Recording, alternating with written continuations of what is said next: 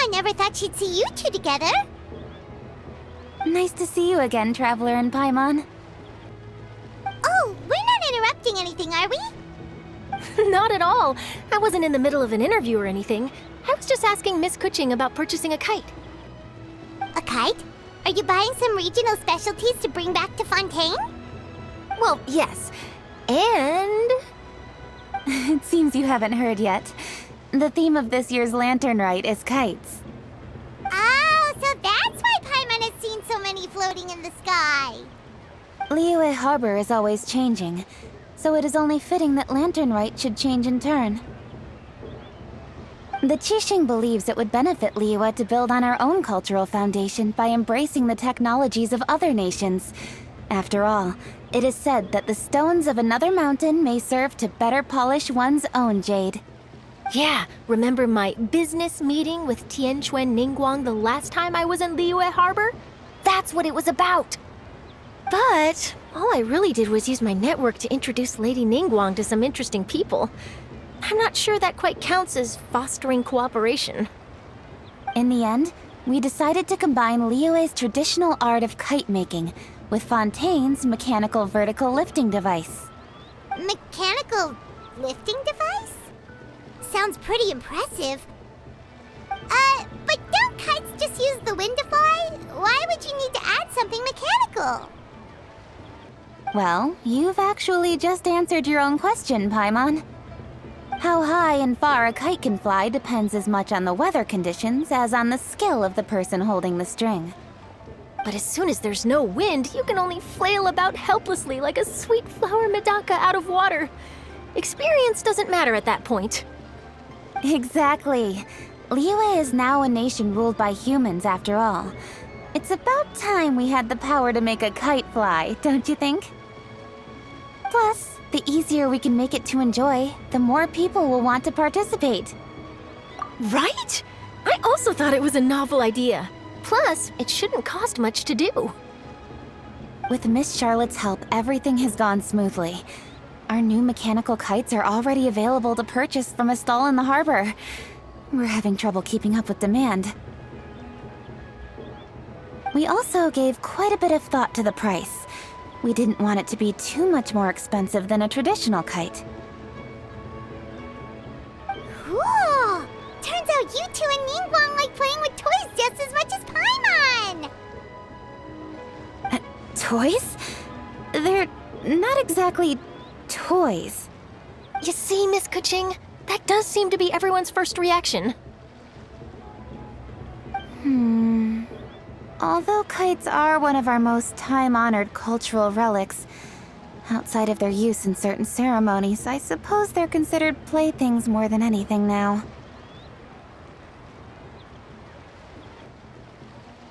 But to me, there's so much more than that. Think for a second about how remarkable it is that a flimsy paper kite attached to a string has the capacity to touch the sky. It is this slight piece of paper that also carries the weight of Liyue's cultural traditions.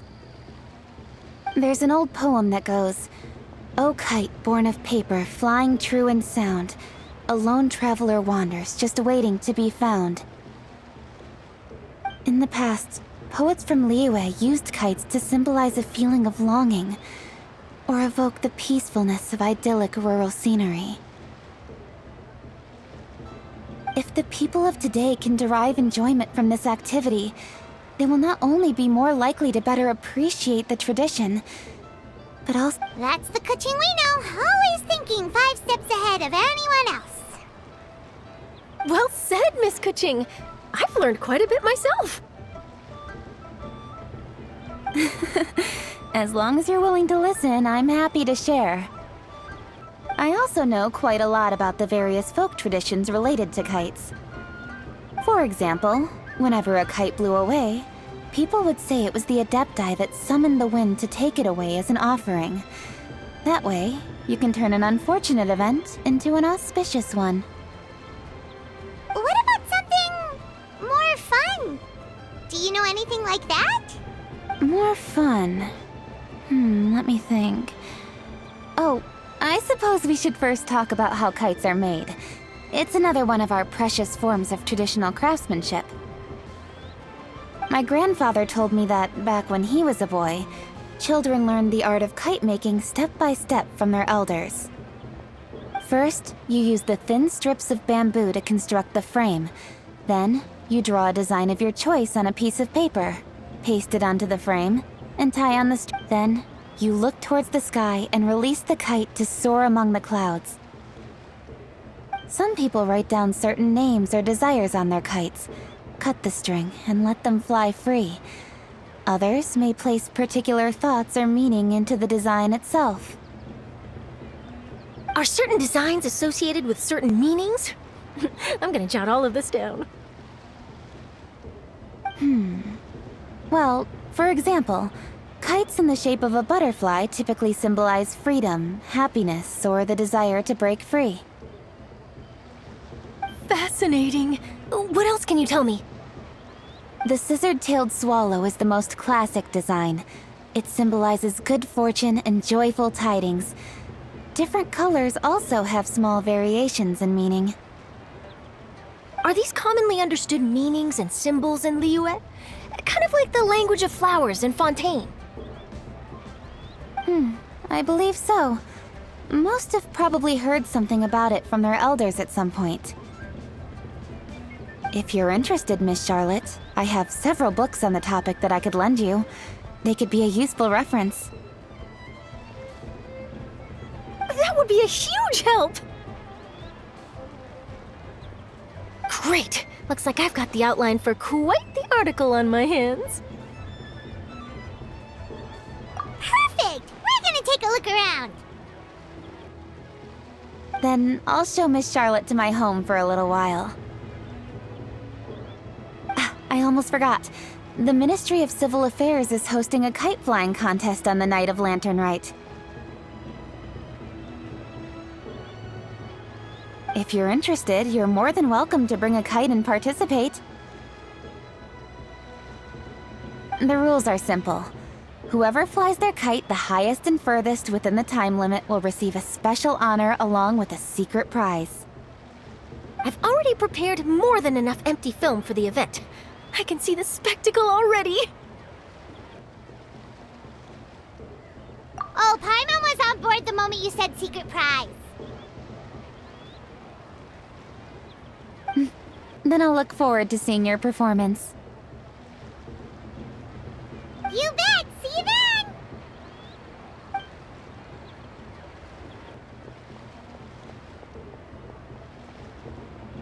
Wait, Traveler?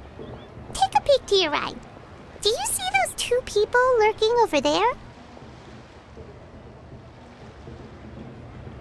Is it just Paimon? Or were they staring at us the whole time we were talking to Kuching and Charlotte just now? They seem fishy. Huh. Well, yes, but... something's up. Paimon just has a bad feeling. Do you think they could be treasure hoarders? They always seem to be stirring up trouble during Lantern Rite. Oh, Paimon's sick of waiting around for something bad to happen. We should strike first, you know. Foil their plans before they even begin. You go right, Paimon will go left.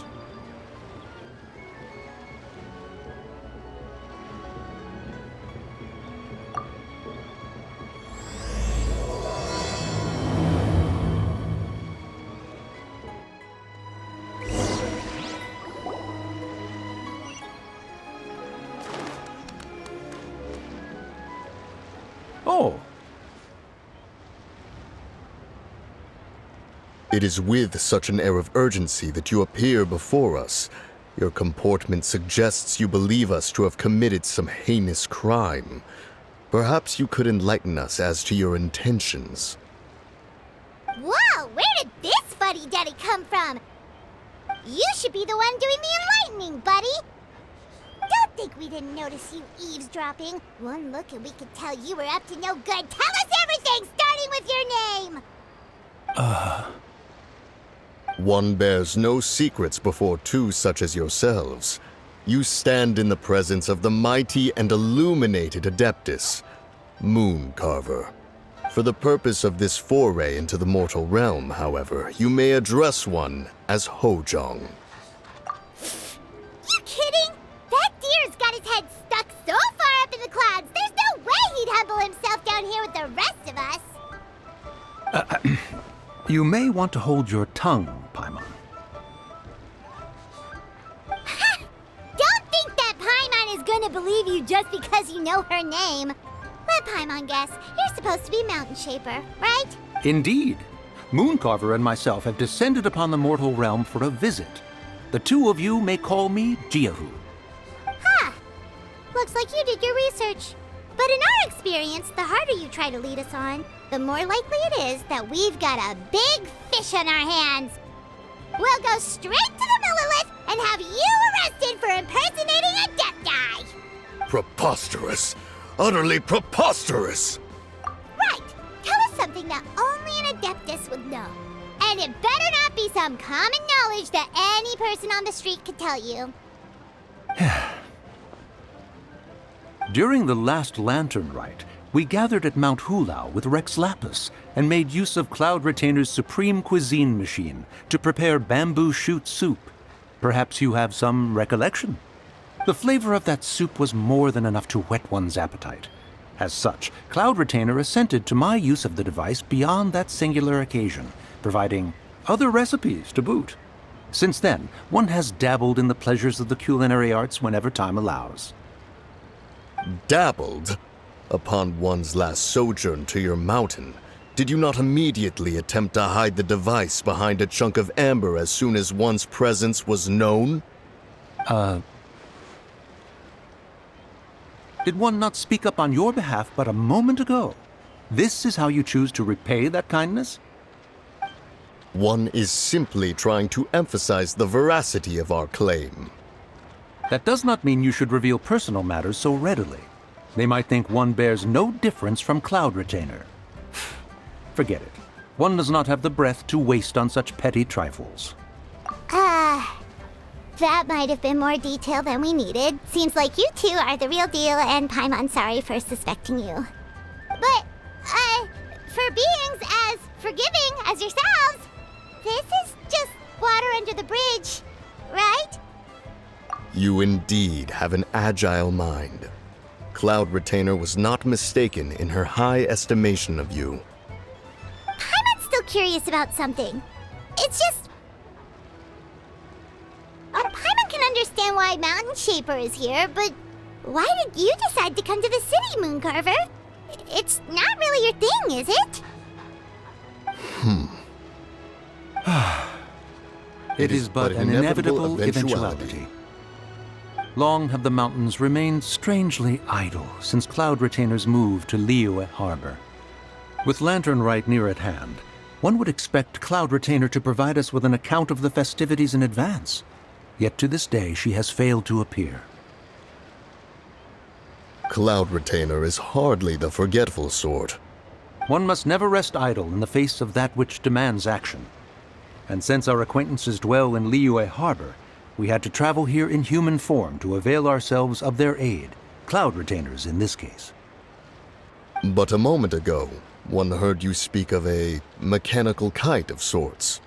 It appears the essence of the situation has hitherto revealed itself. Now it is time for one to retire back to one's abode. So, you're not looking for Cloud Retainer anymore? Perhaps there are aspects of Cloud Retainer's temperament that remain opaque to young Paimon. Given one's understanding, one can only imagine the anger that now consumes her. Cloud Retainer is of a proud and arrogant disposition. She holds the belief that her skill in mechanics surpasses that of all others. One can be quite certain it is hardly with an open mind that she regards the arrival of this new technology. One surmises that she has shut herself away, refused all company, and buried herself in the study of her own creations. To call on her would only invite her rebuke. However, if you do happen to cross paths with her over the next few days, do pass along one's regards.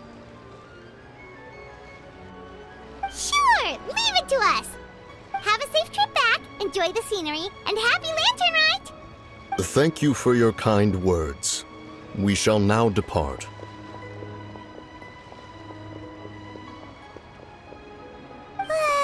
We got all worked up for nothing, huh? All that trouble and it turned out to be people we knew all along! Well, it's still pretty early. Let's head over and check out the kite stalls. Paimon wants to see what kinds of kites we can buy to use in the competition. The bigger and prettier, the better!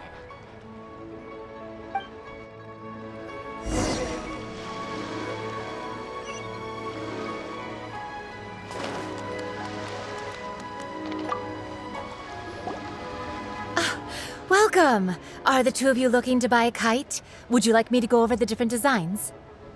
Ooh! A scissor tail swallow! And a butterfly! And oh! This jade chamber design is our newest. It's been selling like crazy over the past 2 days. Does it also have a unique meaning? Of course. The jade chamber symbolizes wealth and abundance. The kite bearing its design is said to bring riches in the future to those who fly it. Oh, now that's Paimon's kind of kite!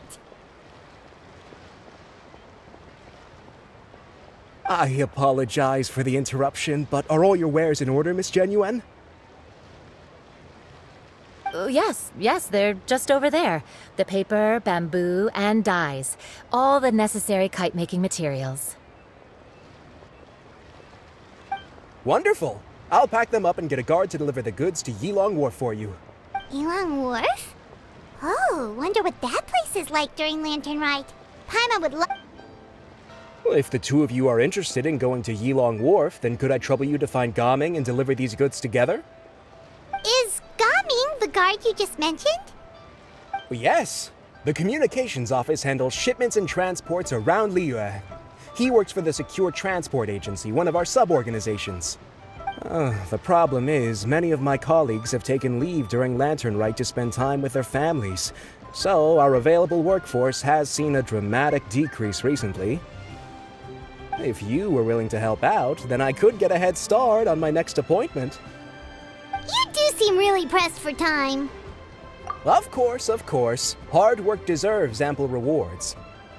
Now, at this time of day, Gaming should be somewhere in the vicinity. Just follow the main road until you see the head of a Wushu dance costume. Should be on your right.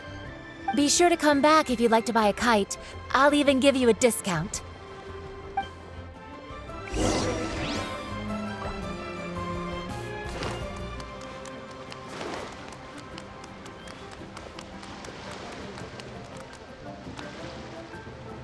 Wait, I thought we had an agreement. Loser buys dim sum tomorrow? Look at you, scowl like that for much longer and your face might stay that way. Hey now, don't be upset. How about this? You extend the invitation, and I'll pay. No way, Gaming. You're always the one picking up the tab. I'm not trying to be a sore loser. I just didn't expect you to come from behind to win like that. That was nothing. All in a day's work, friend. Perfect, Gaming is here. Sorry to interrupt, Gaming. We just spoke to a guy from the communications office who needs you to deliver some goods to Yilong Wharf. Oh, that must have been Longzhou. Looks like I've got work. Gotta go. Sure, go do your thing. Let's have a rematch when you get back. I won't let you win so easily next time. Alrighty, you can hand the goods over to me. Must have been heavy hauling them all this way. Let me take them off your hands. It wasn't that bad. It's just some kite-making materials. Plus, we didn't have to walk very far. Kite-making materials. I see. I'm glad it wasn't too much trouble, Paimon. Still, I owe you one. Ah, and you must be the traveler. It's nice to meet you. Thanks for your help. Huh? You know us? There probably aren't many in Liyue who don't. I've heard quite a bit about you two. You're quite well known around these parts. Oh, and please excuse Longzhou if he forgot to thank you. Take my thanks in his place. He's a good guy. He's just been super busy lately, running around from place to place. Don't be too hard on him, yeah? So, you here for Lantern Rite? Yep, it's always so lively this time of year. We were actually hoping we could tag along to Elong Wharf and have a look around. Perfect! We'll go together then. I'm good with directions, so just follow me. Trust me, I know my way around. We can exchange stories, tell jokes, or just chat along the way. Oh, and there are a couple of good places to eat along our route. We can stop and grab a bite when it's time. The ingredients are fresh, the portions are generous, and the prices won't break the bank. You can order anything. Order anything? Hey, did you really have to call Paimon out like that in front of our new friend? Don't worry, I understand. I joke around like that with my friends too. It just shows how close you are. Do you need to pack anything up before we hit the road? I can wait. Nope, our things are always packed and ready. We're pretty much travel experts at this point. Oh, that's right. Then let's get going. If we run into any trouble, you can count on me to protect you. I am.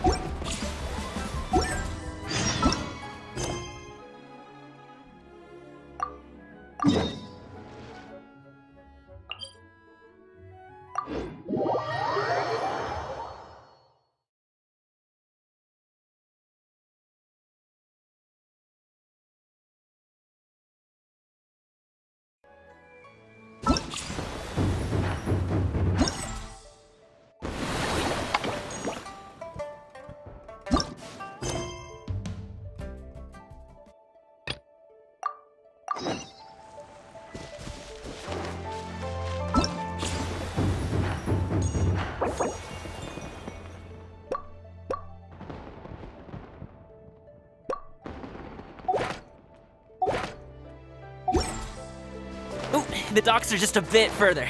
One step at a time. Hang in there.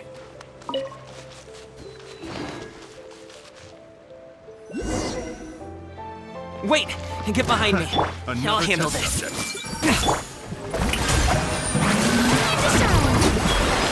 Remember, health comes first.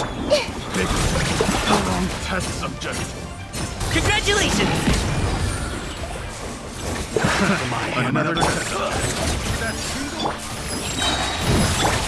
Alley-oop! Mighty mythical beast!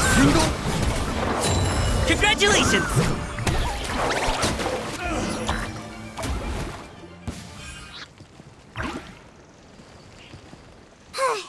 Seems like we really can't go anywhere without running into treasure hoarders, can we?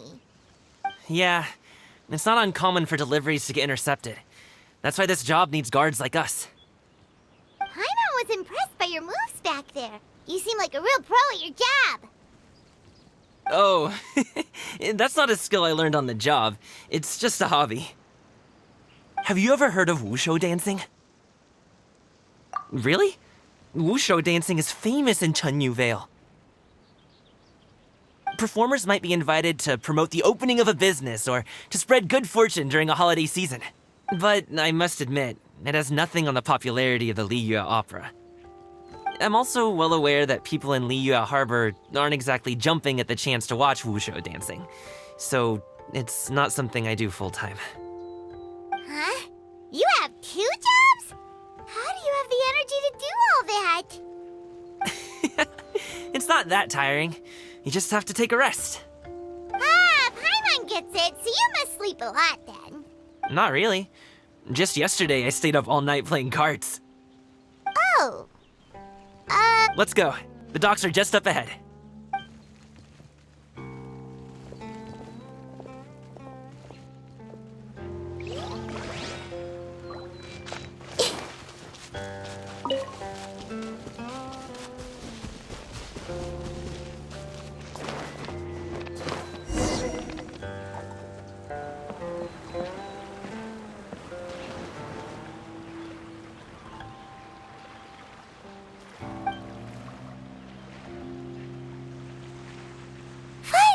we can rest. Ooh, Paimon's shoulders are so stiff. And her stomach's so empty. Sorry. Did I push the pace a bit too much? I mean, you were the ones who said you were travel experts. Liu is just too hilly. Floating up and down so much. Where's Paimon out? Aw, would you like some winter melon cake? I have some on me that I bought from a store. Yes, Paimon will take all you got. You might want to pace yourself there, or you'll be too full to eat a proper meal later. Paimon never gets too full. Just like you apparently never get tired, no matter how far you walk or how many jobs you work. Ah, I see. Then here you go, Paimon. And for you, traveler. Enjoy. And here's some for you too, Uncle Bosu. Don't think I forgot about you, my friend. I'll just set it to the side here for you.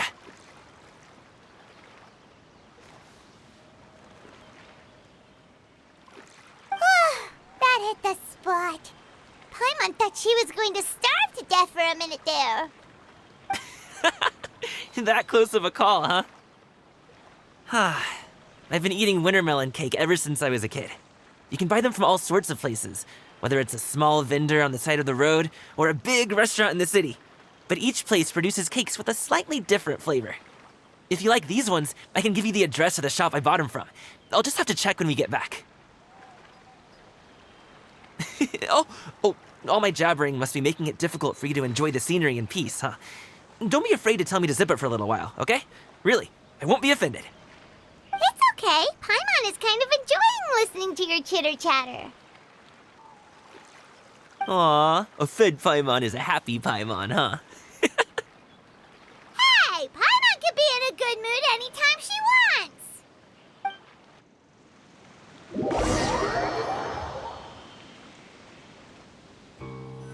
Need some fresh bamboo for this.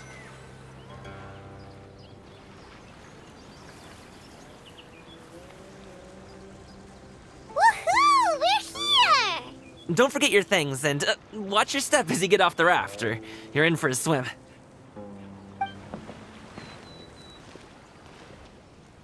Thanks for the ride, Uncle Bosu. You take care of yourself now. I'll see you some other time. Okay, follow me. This way is fastest. We'll have to take the elevator up to the secure transport agency.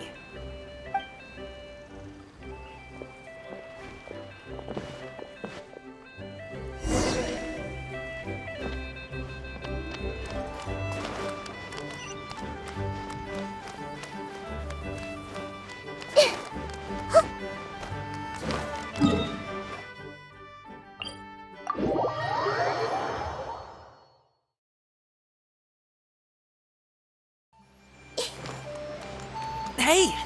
Slow down. I'm begging ya. What is it? No one's gonna try any funny business when the street... Oh, well... how should I put it? Come on, spit it out! Do you see that group of people over there? Those are my relatives. Wow, you sure have a big family. Once they start buying things, they won't stop perusing till it gets dark. This is bad. They're your family, not your arch enemies. What's there to be afraid of? Unless... Oh, did you do something horrible to them? No, it's not that. I'm just not that good at dealing with my family. It would be best if we could steer clear of them. I'll explain more when we have the chance, but right now, we've got a job to do.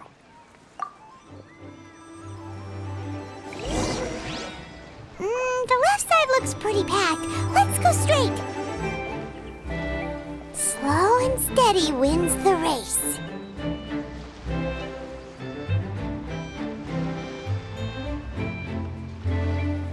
Scatter!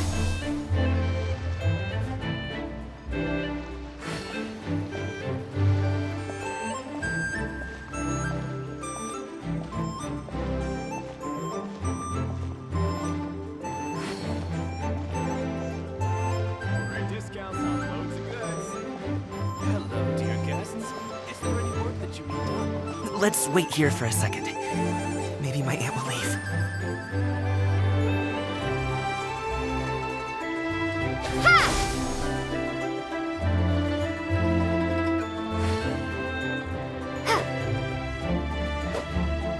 She's gone! Let's go! Hello, dear guests. Is there any work that you need done?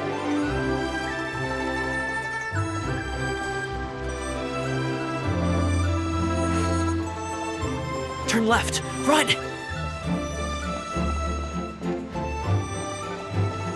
To the right and...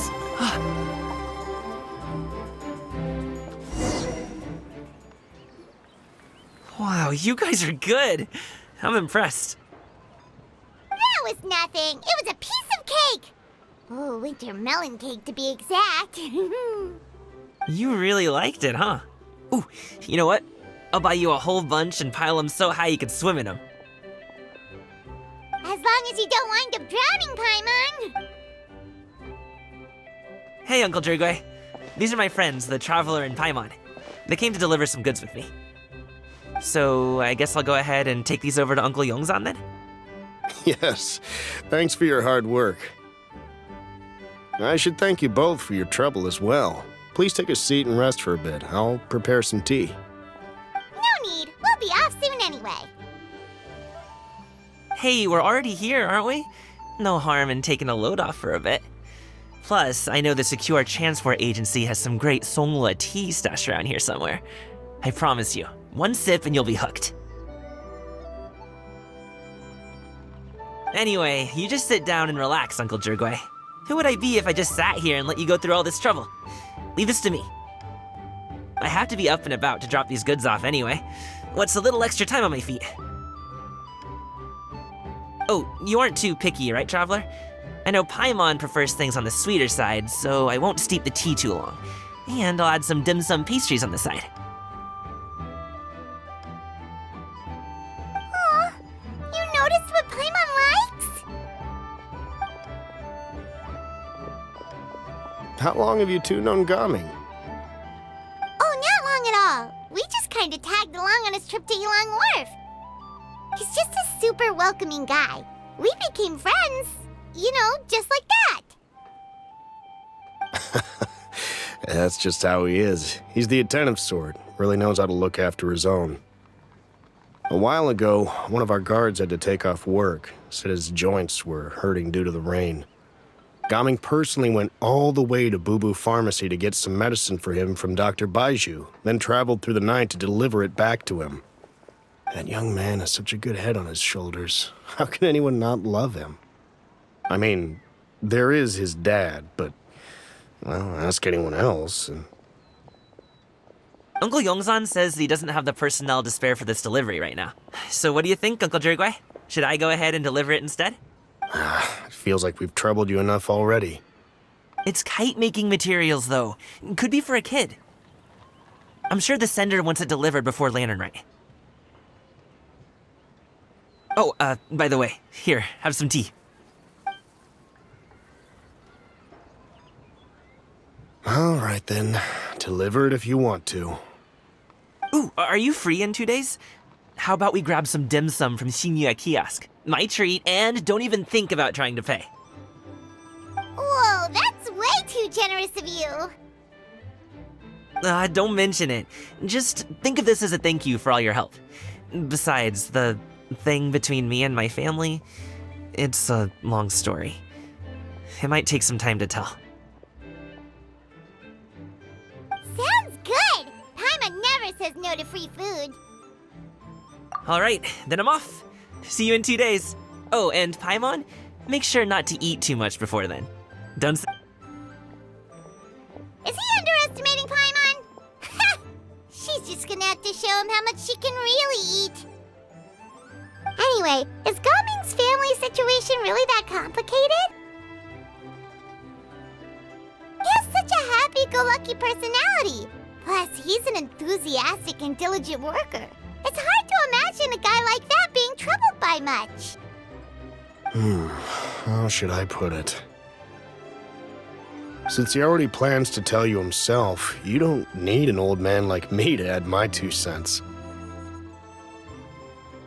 You seem to be around the same age, so you might have a lot in common.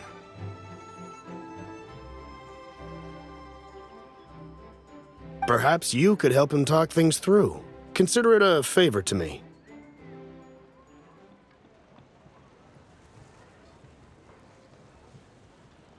If you have the time, maybe you can make a little flag for us to wave about. It can say, "We provide aid in spades." Couldn't hurt to advertise our services, right? Well, I can certainly arrange that. Is there anything else you wanted to say? Wait, seriously? Paimon was just joking, but if you're going to get us something, she'd much rather have winter melon cake instead. Seems like Gaming really has rubbed off on you. Would you like some more tea? I think there's some left. No thanks. We came all this way and still haven't gotten a chance to look around the wharf. We should see the kinds of kites they got. Maybe they'll have ones you can't find in Liyue Harbor. All right then.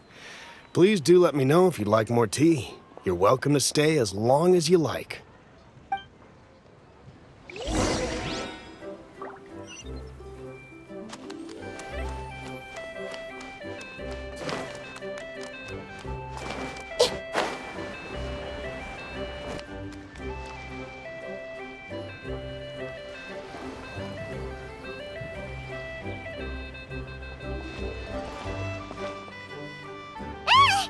What are you doing here? The way you speak, one might have presumed you were displeased to be in one's presence.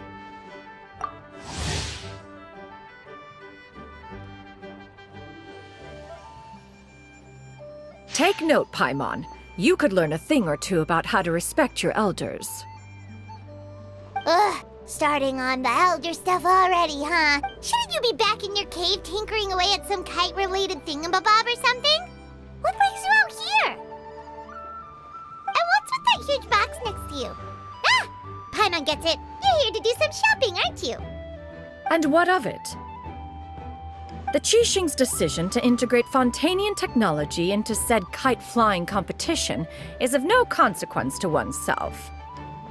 Did you expect one to willfully compete against the whimsical trends of worldly sentiment, or perhaps even fall to petty sulking over such? It's not that we think those things exactly. That's just what Mountain Shaper and Moon Carver told us. Or Chia something and Ho. Paimon can't be bothered to remember what their aliases were called. Anyway, they went to Liyue Harbor to look for you. They even asked us to pass along their regards if we ran into you. Oh, huh. Tianyun?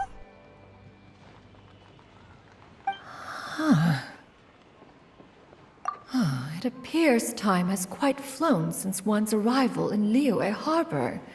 How could one have forgotten about those 2 old fossils? One shall have to bring them back some divine herbs to atone for this slight. Nay, given that one has ventured all this way to Yilong Wharf, tea would be more advisable. A great thought has illuminated one's mind once again. One is reminded that certain purchases have yet to be made. Perhaps you two could wait here whilst one performs this task. It'll be but a moment.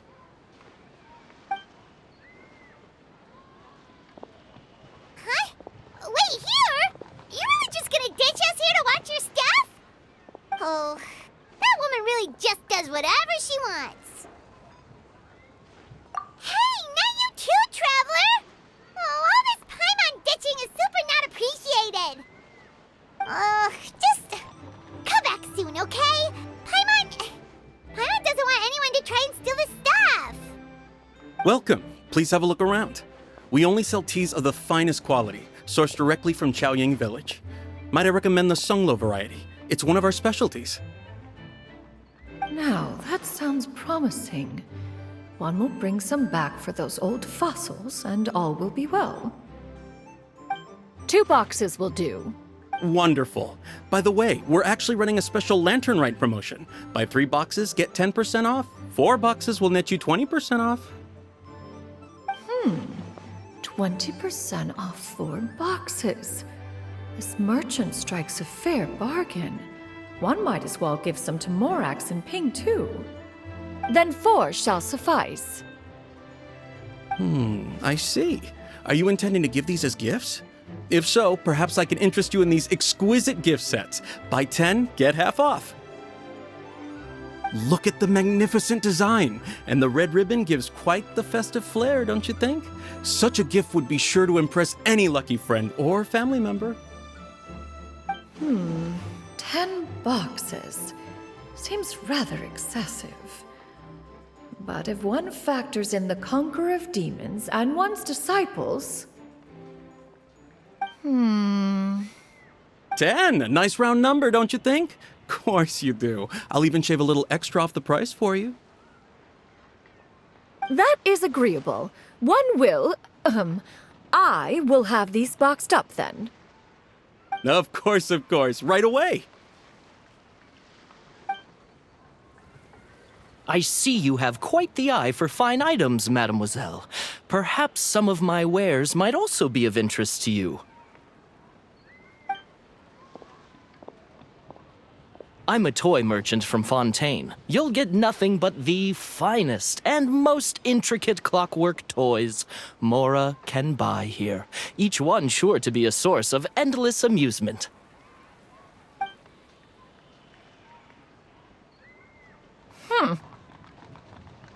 Perhaps you could enlighten me then. When should said amusement be derived?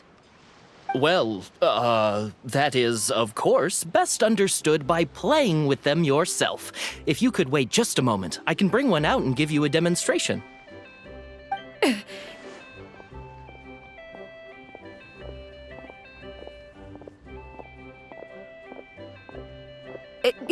There is no need for that. Mademoiselle. Give me your newest and finest model, and be sure to package it securely. Ah, of course. Here you go. The instruction manual is...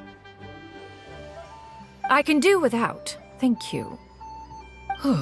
Many watchful eyes surround this place. If one were to be spotted purchasing a mechanical toy such as this, there is no harm in bringing it back to study in secret.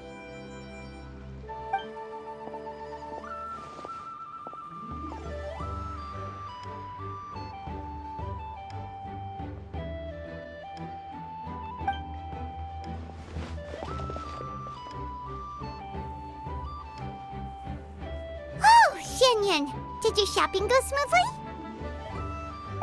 Naturally. One may not delight in social interactions, but that does not mean one lacks said faculties.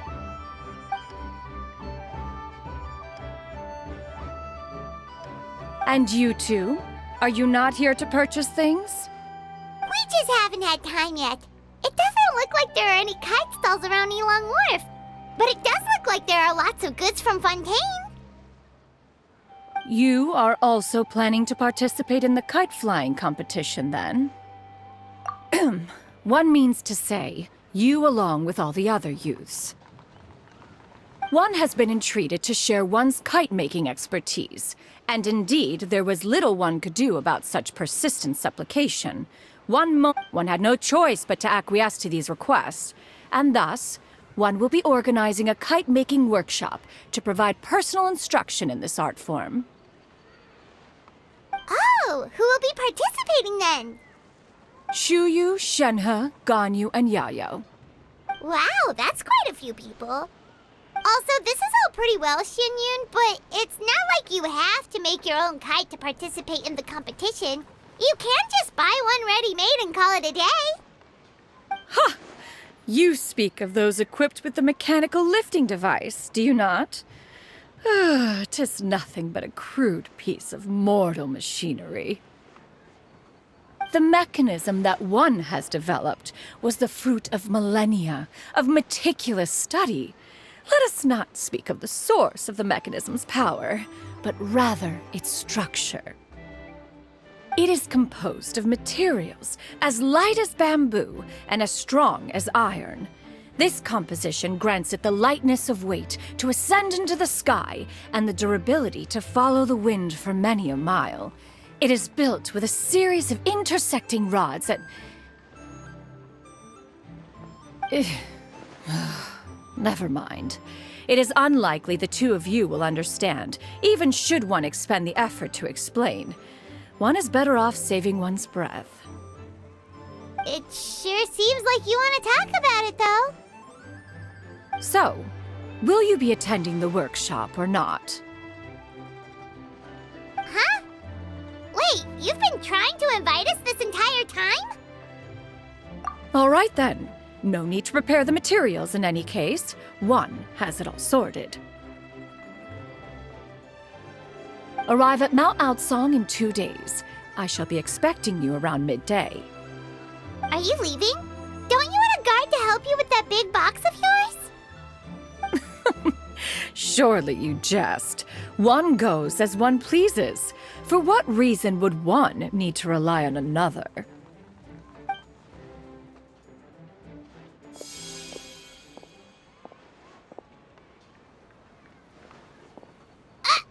It can float? What kind of invention is that?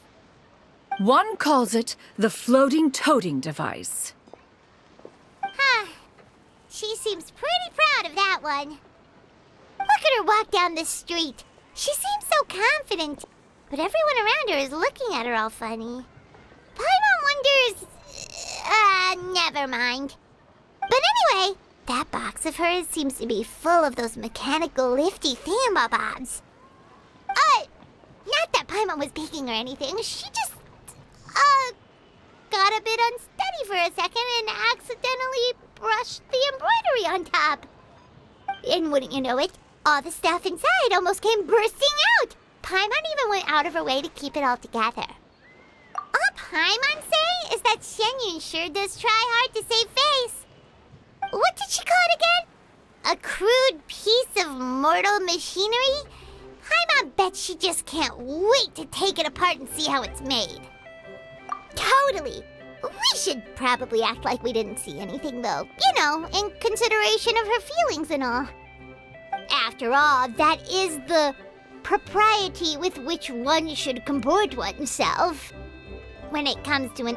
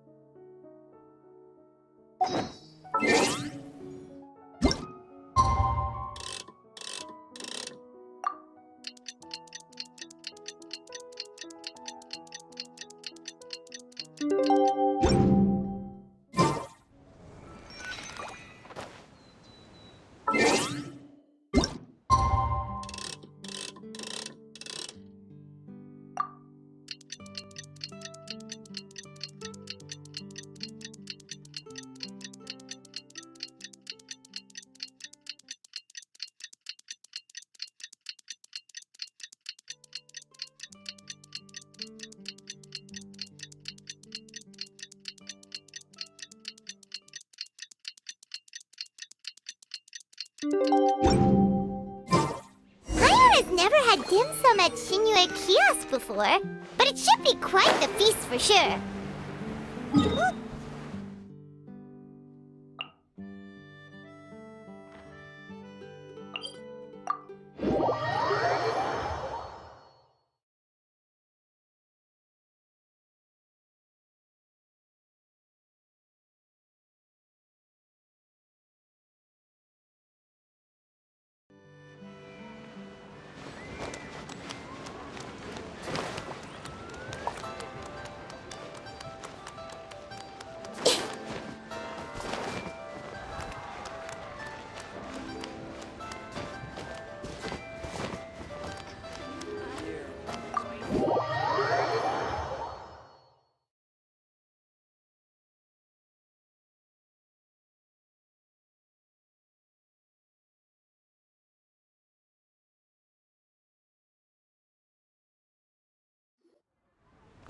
you're here early.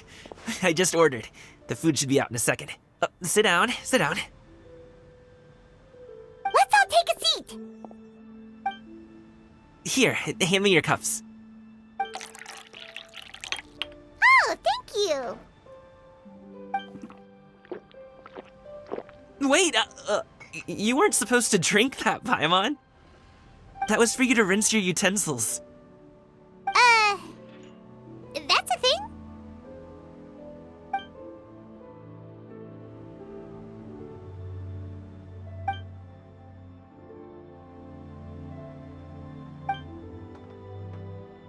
Wow, so much delicious food. Do you really eat all this just for breakfast? That's just how we do it where I'm from. Most of the time, though, I don't eat lunch after dim sum. Oh, that's good to hear. Paimon doesn't need to worry about holding back then. Eat, eat. If it's not enough, we can always order more. Oh, and there's tong soy coming as well. I don't usually have that in the morning, but, well, since everyone's here, I just had to order it. What about you, traveler? Is the food to your liking? Want some more seafood congee? Let me refill your bowl. Paimon's gonna take you up on that. Fill it up nice and full and make sure she gets a few extra shrimp. Thanks!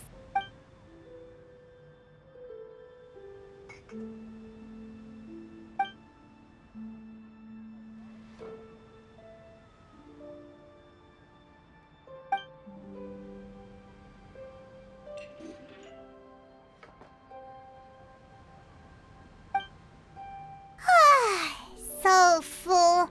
That meal was so satisfying, it even gave Paimon some extra brain juice. Oh, listen. Paimon's figured it out.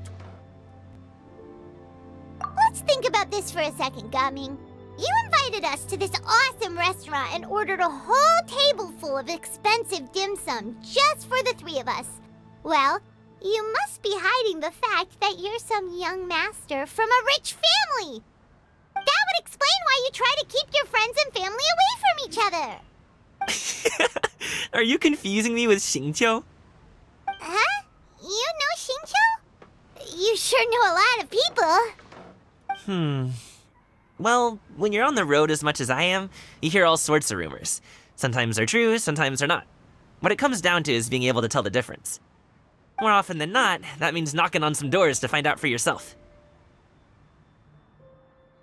Oh, you truly are a man of many talents, young Master Gaming. Okay, enough with the teasing. Sorry to burst your bubble, Paimon, but you're wrong about my family situation. What? Oh, Paimon thought she was onto something there. My dad is just an ordinary tea merchant. Small-scale stuff, you know? It wouldn't even make sense to mention his business in the same breath as the Feiyun Commerce Guild. My dad, he always wanted me to inherit the family business, to be a merchant like him. But that's just not who I am. It's not who I ever wanted to be.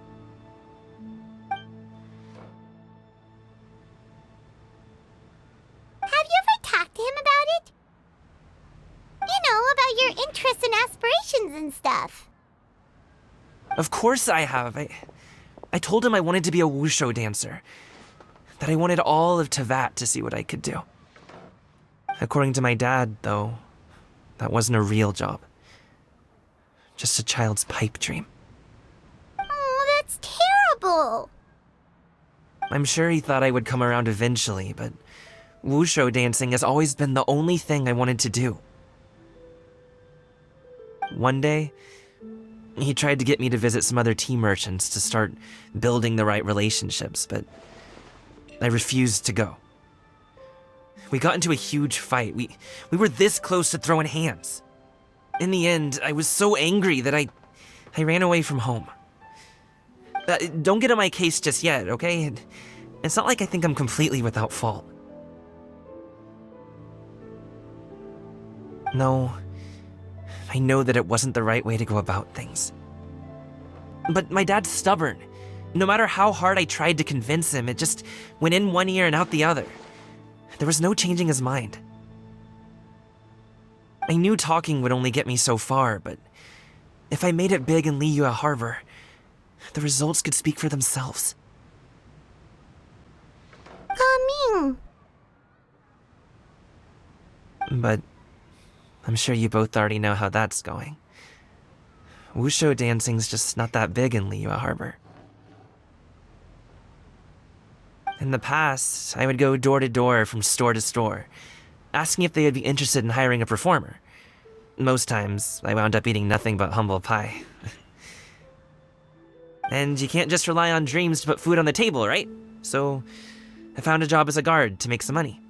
And now I have enough to get by and then some. Still, change takes time. Gotta take it slow, you know? Paimon understands. Okay, enough of all that serious talk. Our tea's getting cold. Ooh, let's do something fun this afternoon. What do you say, huh? I'll organize. Actually, we kinda already have plans this afternoon. We told Xianyun that we would go to her kite-making workshop. Oh? Are you interested in kite-making, Gaming? Oh, no. It's just that I happen to know Auntie Xianyun.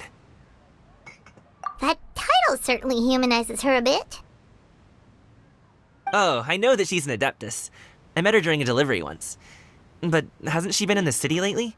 She's even tried, with some limited success, to change her terms of self-address or something like that.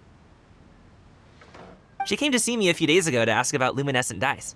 Oh, wait a second. She doesn't plan on putting those on a kite, does she? Is that not something you can do? It's one thing to use it on cloth, but applying it to paper is another matter entirely. Why couldn't she tell me what she wanted them for? Yeah, she does seem to have trouble with that sometimes. It would be such a shame if everyone worked so hard on their kites only for them to get ruined in the end. Okay, I'll go with you. If Auntie Xianyun wants to use those dyes on a kite, the formula will need to be changed. Great! The more the merrier!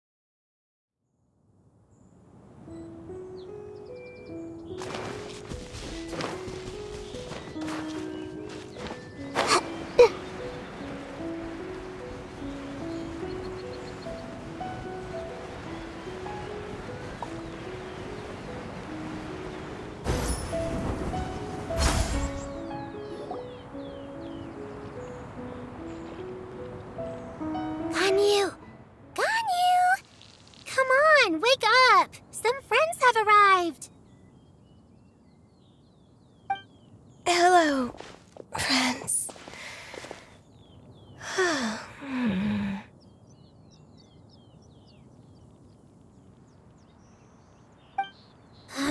Ganyu!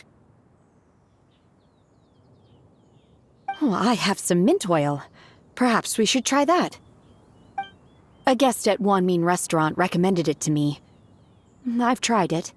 Its stimulative effects are much stronger than what can be achieved from chewing on mint leaves alone. Apologies in advance. Wait! Shenhe? Not there!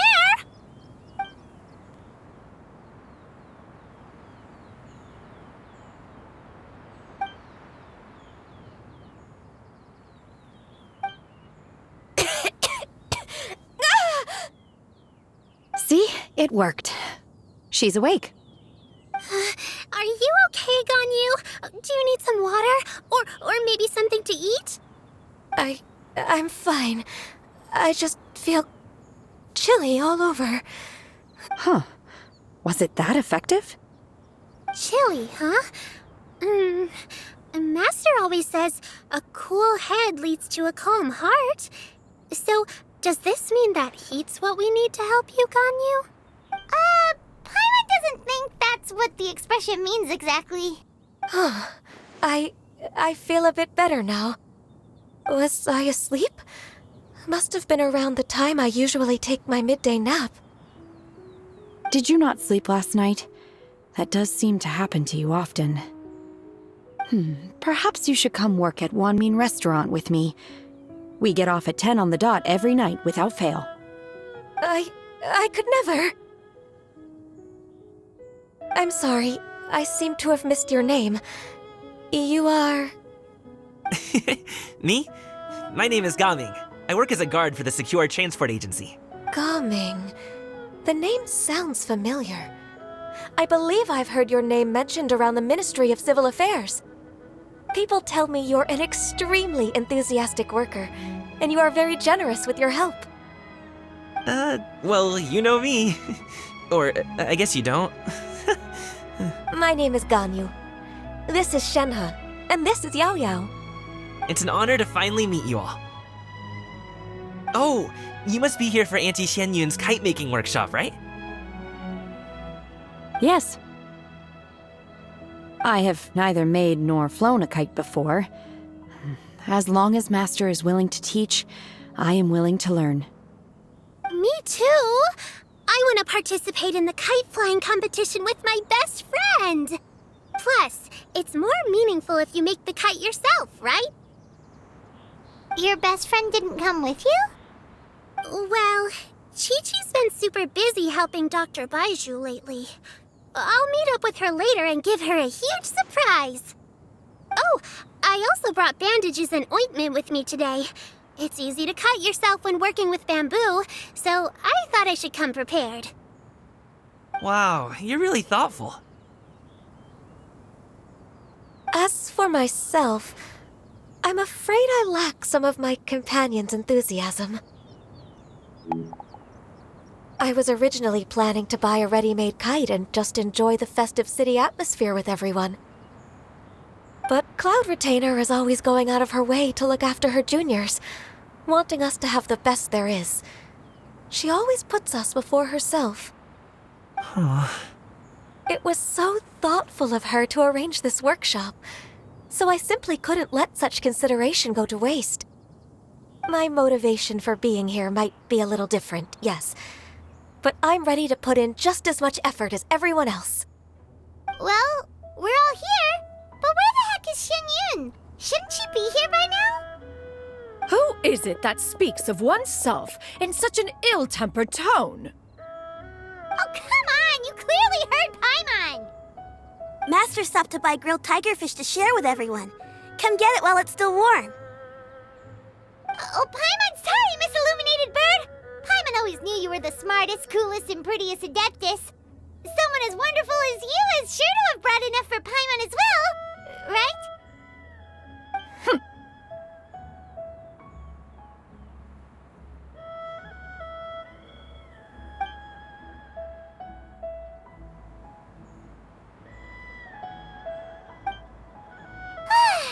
So delicious. Paimon's life is complete. It appears that we've ended up with quite a few participants indeed. Go ahead and divide yourselves into small groups. The materials are over here. The regular dyes and luminescent ones have been clearly marked. Use them as you see fit. As for how to make the kite, one assumes you all made sure to listen to the instructions one provided while we were eating. Yes? Are there any questions? Paimon may have focused a little too hard on the eating and less on the listening. Paimon knew she could count on you, Traveler. One will wait under this tree and avail oneself of the cool air while one digests. Do not hesitate to seek one's company if you have any trouble, questions, or simply want to chat. We're not in any hurry to get started. Why don't we go see what the others are up to?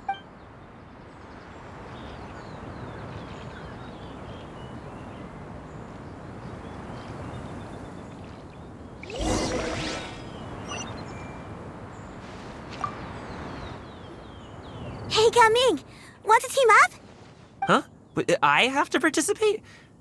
I thought I'd be done for the day after adjusting the dye formula. You're that unenthused by kite making, huh? That doesn't... No, it's not that. It's just... it would take too long to explain. I guess I'll just make one then. What shape should we go with? How about a butterfly? What do you think, Shiyu? Is there a particular design you want? I want a swanee! That might be a little hard to pull off. True, but I still want to try. They're super cute. Okay, it's decided then.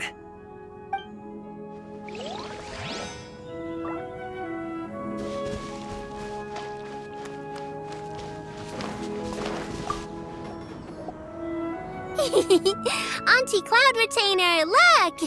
Am I doing it right? Very good. Your frame is nice and sturdy. This design, is it a finch? Yep. One is looking forward to seeing your finished product. What color are you going to make it, Yao Yao? I haven't decided yet. If I make it blue, it'll be more like my friend. But if I make it gold, it'll be more like me. If you are asking for one's own opinion, one would advise choosing gold. When giving a gift, the key consideration is the recipient's feelings, is it not? One imagines your friend would much prefer a kite that reminds them of you. Oh, hey, I never told you the kite was for Chi-Chi. How did you know? With age comes wisdom, child. One simply has a way of knowing things. Oh, cool. Thanks, Auntie Cloud Retainer. I'm gonna start painting it gold right now. Good. One will watch. You two seem strangely unoccupied. One was under the impression that one was supposed to be doing the relaxing. Is your kite finished? We actually haven't started yet, but we're going to start, right now.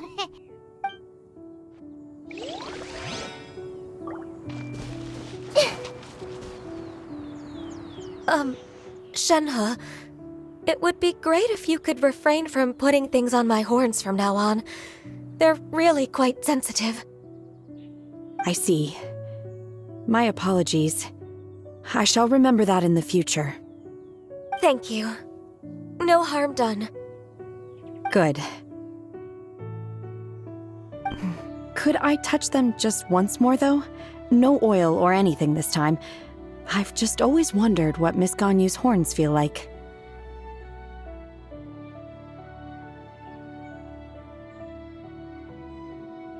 Huh? Please, I told you, just call me Ganyu.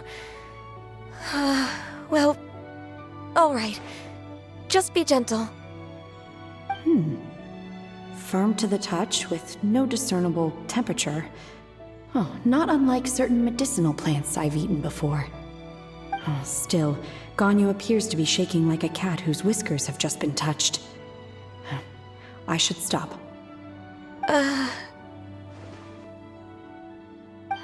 I see.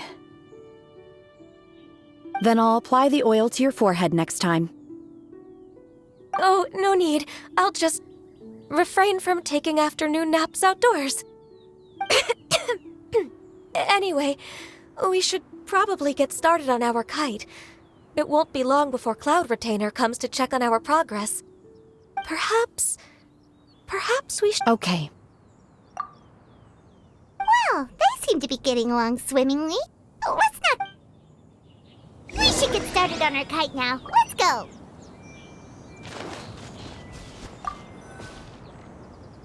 First, we have to decide on the shape. Hey, what are you laughing at? Oh, that's not a completely crazy idea. If nothing else, a paimon-shaped kite could at least make sure you never get lost on your travels and always find the tastiest food and funnest things to do wherever you go. Maybe we're not exercising enough artistic license. Ooh, we should...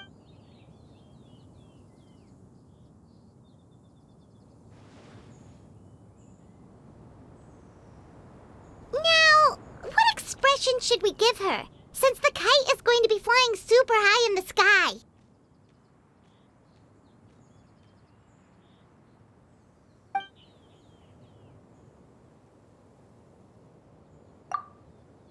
Ooh, like this? Ooh! The title of Champion Kite Flyer is... Now that we've decided, let's make it happen!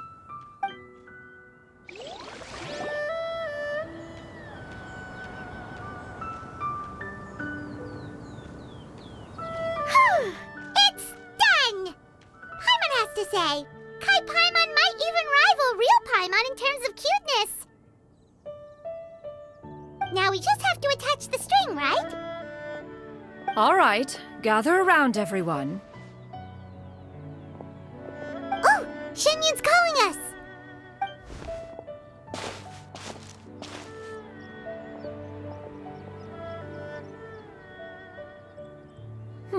Let one take a look.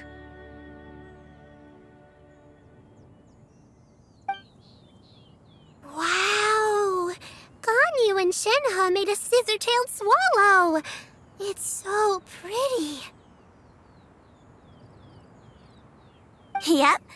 The coloring makes it look a lot like Master.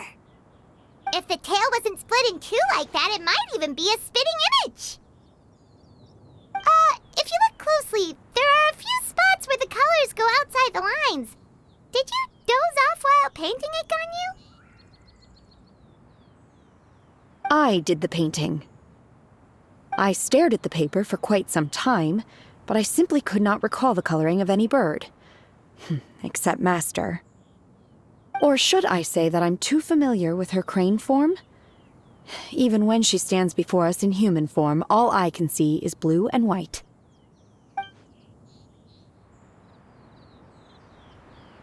Oh, well, now that you mention it, Paimon can see it too! Exactly. So I simply closed my eyes and painted from memory. No way. You can paint with your eyes closed? Wow, the disciples of Adepti really are something. You are most filial, Shenhe. One is flattered by the likeness. The swanee that Gaming and Shuyu made looks very majestic. I'm sure it'll look even more impressive as it soars through the sky. The eyes and ears glow in the dark, so you're sure to see it at night. Your golden finch is cute too, Yao Yao. It's all thanks to Auntie Cloud Retainer's guidance. What about your kite, Traveler? Ta-da! Here it is! Its self-important countenance bears a striking resemblance to that of its namesake. It makes her look like she's already won the competition. Well, that's gonna happen one way or another.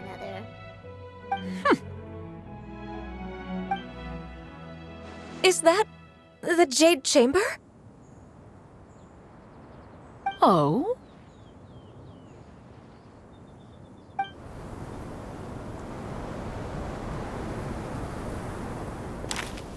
Who dares attempt such a flagrant display of impropriety by releasing a kite into one's territory without one's permission? Oh, and to do so by making use of this crude piece of mortal machinery. One simply must know who it is that possesses such impertinence. Continue attaching the strings, everyone. One will be but a moment. Cloud Retainer? Traveler, Paimon, could I trouble you to go after Cloud Retainer? Master's going to be okay, right? I'm more worried about the person who released the kite. There's wind up ahead! Looks like we can glide over!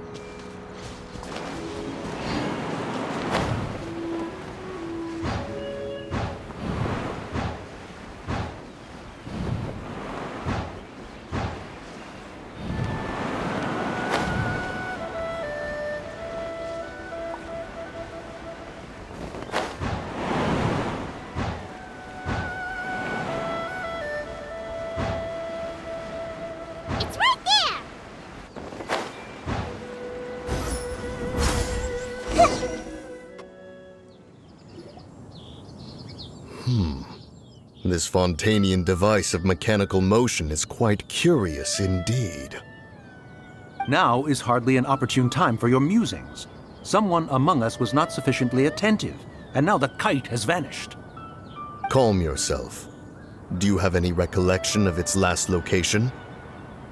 One believes it drifted in the direction of Mount Outsong. Perhaps it is mere happenstance, but one feels a certain sense of dread at the thought.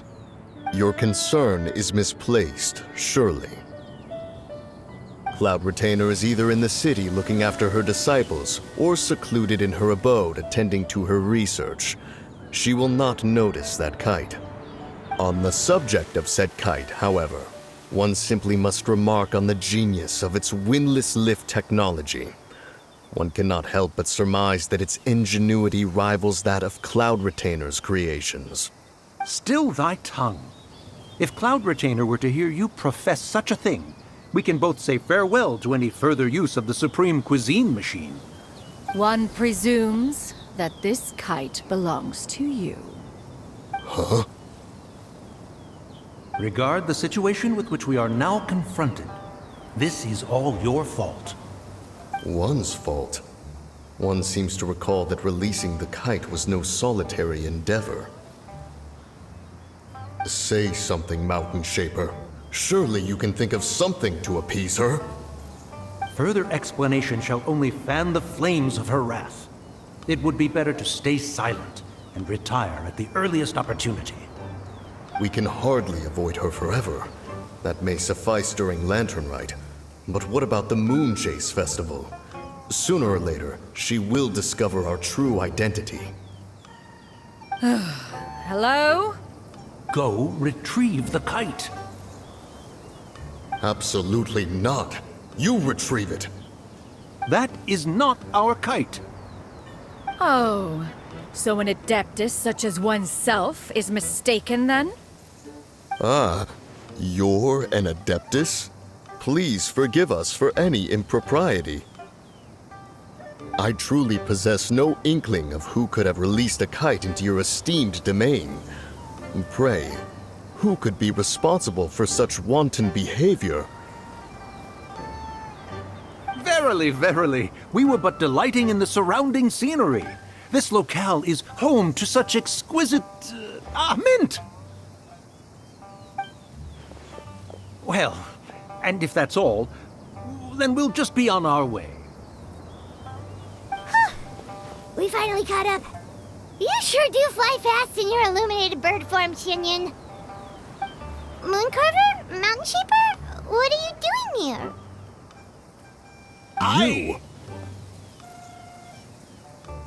Okay, now Paimon's getting a weird vibe. Did she say something wrong? It is of no consequence. Long has one seen through their disguises. One was simply curious as to how long they would keep up the act.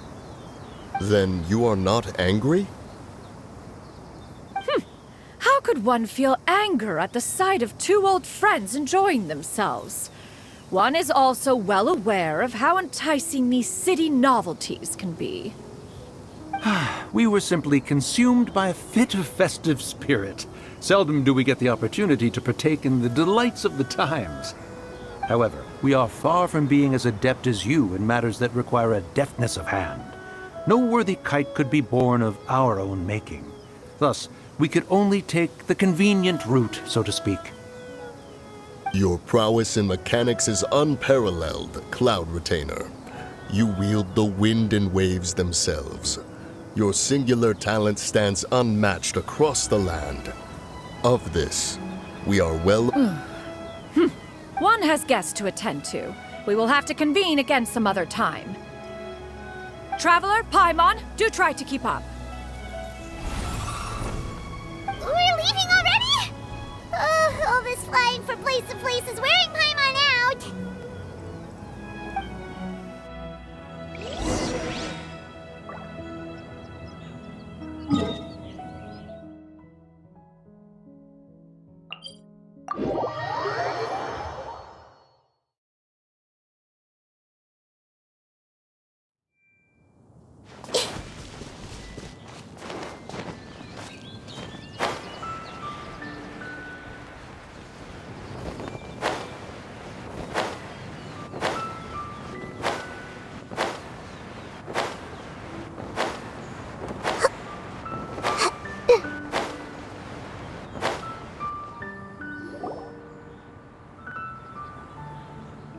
They're back.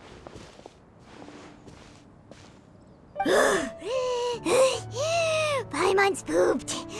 Hi. Why are there only 2 of you left? After you left, Yao Yao and Shu Yu tired themselves out playing with their kites. Gao Ming offered to escort them home. Before he left, he said something that I don't quite understand. Oh? What did he say? He said, a kite is always tied down no matter how far it flies or how high it soars. Its tether prevents it from ever truly flying free. He looked quite dejected as he said this. Now that you mention it, Gao Ming did seem to have a rather strange attitude towards kites. A reflection of himself. If I were a kite, I would cherish that tether as a symbol of kinship and the bonds that tie us and... Shenhe? It may be an exceedingly slim and distant connection, but lose it, and you lose that which links you to home. If Gao Ming truly sees a kite as a reflection of himself, then I fear I understand his words even less. Well, people often have different points of view depending on their mindset and experiences, right? It's actually quite normal. Just like some people can eat spicy food, but others won't go anywhere near it? Exactly. That's why tolerance and understanding are as important as they are. Tolerance and understanding? What brought about this conversation? We were just chatting. You don't have to butt in on every little thing, you know. Where were you anyway? One was merely doing a bit of cooking. Night fast approaches. If you are otherwise unoccupied, one would entreat you to stay and eat before you depart. Oh, it's been so long since I've had the chance to enjoy your cooking, Cloud Retainer. Worry not. One has prepared a variety of meat and vegetable dishes. One is more than familiar with everyone's culinary proclivities. Hey! Paimon's hungry too! It's not like the dim sum and grilled fish could keep her full the whole day, you know! Shenhe, Ganyu, come with me. Whoa, what's with all the secrecy? You're not trying to play favorites, are you? If you're ready to serve the food, we can help too!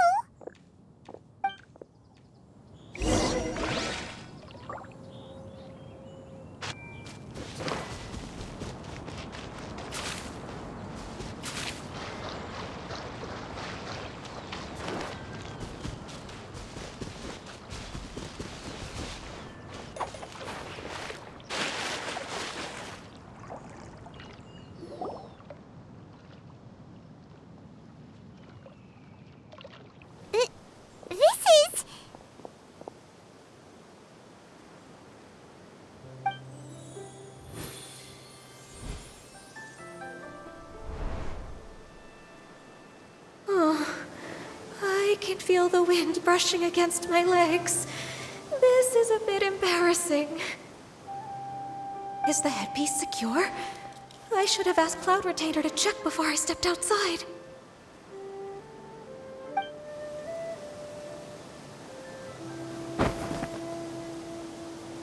How do we look? Huh? She asked them just like that? You look pretty too, Ganyu! Oh, how should Paimon put it? You both look so elegant and refined! Those outfits really suit you both! Given that one employed the services of the best tailor in all of Liyue, one would expect nothing less. What colors have you been partial to lately, Shenhe and Ganyu? Lately? Why is Cloud Retainer suddenly asking about what colors we like? I like black. One is gratified to see one's disciple has inherited one's own tastes. The color black doesn't get dirty easily. A virtue I've come to value recently. And you, Ganyu? I favor blue and black. And the material is sufficiently comfortable. Yes?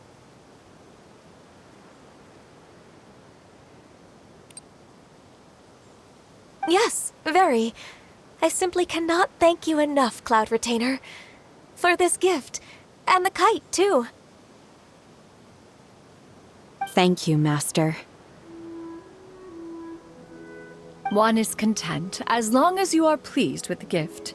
One hopes these garments will see much use.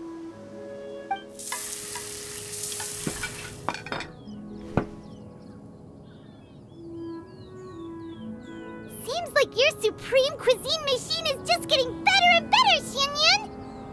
This golden crab's particularly good. The shell's deliciously crunchy, and the meat inside is so succulent and sweet! Paimon can't stop eating! It's a good thing Gaming isn't here, or Paimon would have to duel him for the food. You know, with chopsticks. He traveled all this way on account of the kite-making workshop, and he spent the whole afternoon looking after Shuyu. One was hoping to treat him to a meal. Oh well. One will just have to extend one's thanks in person. It's rare for someone to make such a good impression on you, Cloud Retainer.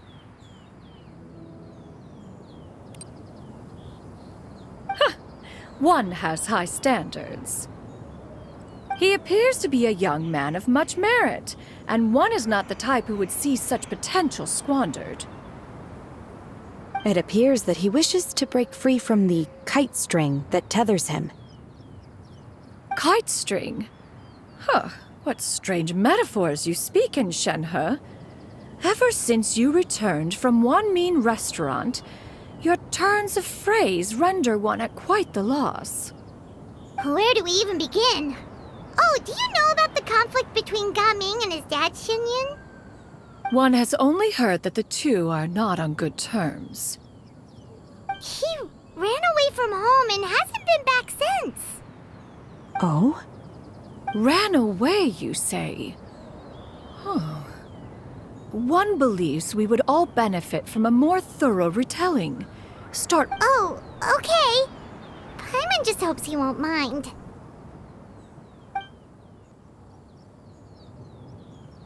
What? This shall not do. Lantern Rite fast approaches. We must make haste. As one was contacting various tailors around Liyue, one could not help but be reminded of Menogius.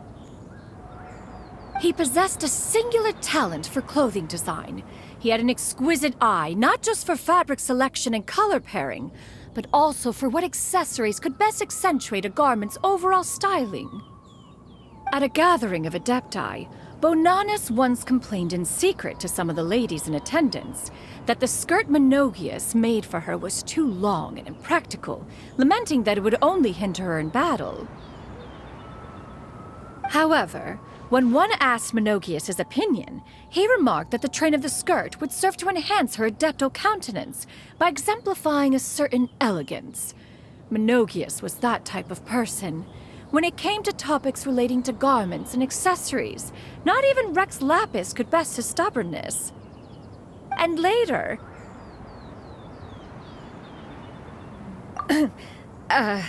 one seems to have strayed off topic. One means to say that Lantern Rite should be a day of reunion. It is a time to address problems before they turn into regrets. Fate is fickle. The cruel reality of this world is that suffering and misfortune can befall any of us without design or reason. If there is a chance for young people to remain insulated from this reality, one should do one's utmost to make it so. That's nice and all, but... Do you have any ideas, Cloud Retainer? Perhaps adeptal arts could be of use. No. Mechanics, perhaps. One fails to see its use in a situation such as this. Is there anything I can do to help?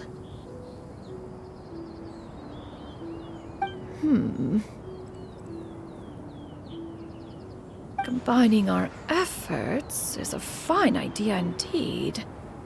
Aha! One has an idea. How about this? Does that make sense to everyone? Yep. Oh, Paimon really hopes this works. One's designs never fail. Now then, I counsel rest for all, and to make the necessary preparations. One shall see you in 2 days.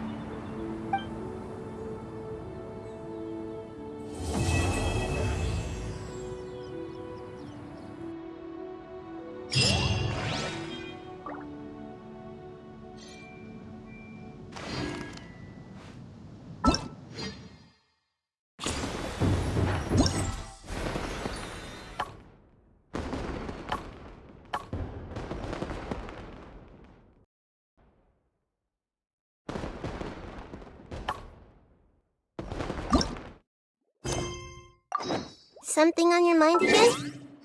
Let's work through it.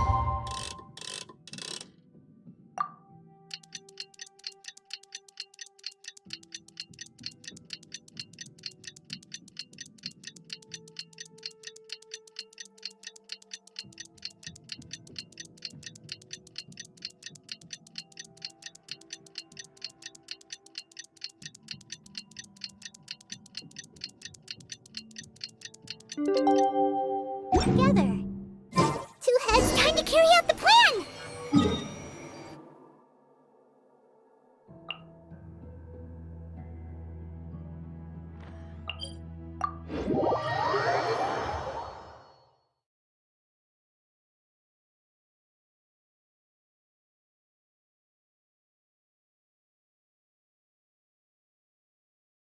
Let's go find Gaming! Hope everything goes well.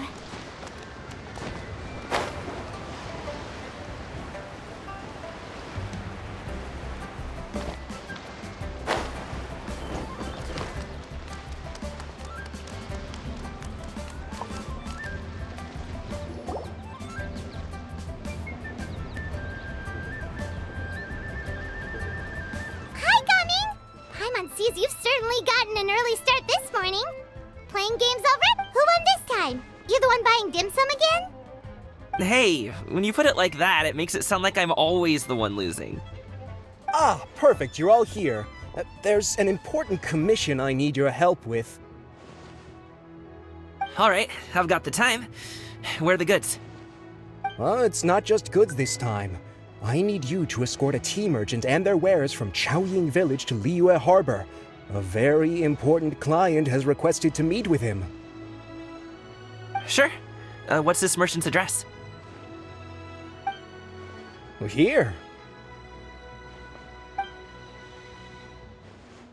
If the client's that important, then this must be a very crucial, very pressing commission, right? Of course, the sooner you complete it, the better. I would advise you to depart as soon as possible. Alright, don't work too hard now, Longzhou. We'll set off then.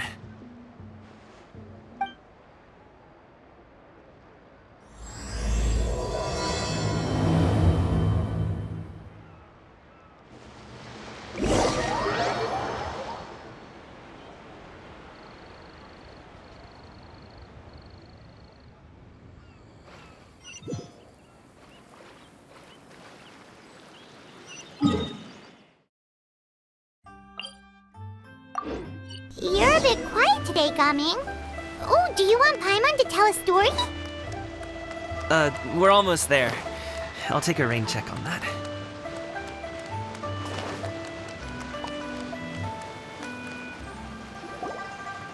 Hello, you must be the tea merchant heading to Liyue Harbor. We're here to escort you.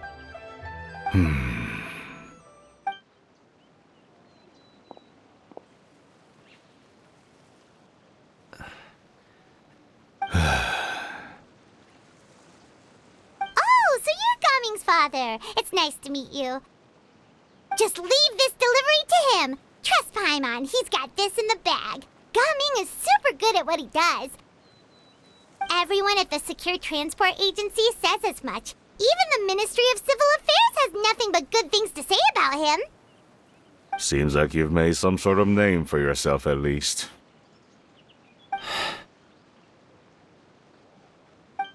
The goods are all in order? Yes, they're all here. Then let's get going. A very important client has asked for you by name. Paimon doesn't know how we would explain ourselves if you just didn't show up. Plus, you'd be missing out on a huge money-making opportunity. I see.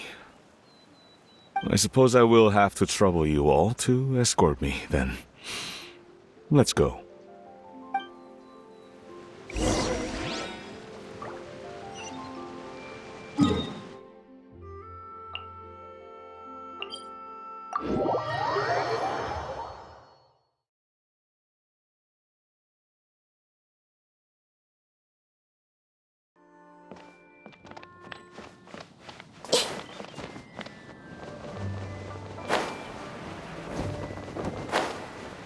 We've been walking for so long. Is anyone tired? How about we stop and rest for a bit? I'm fine.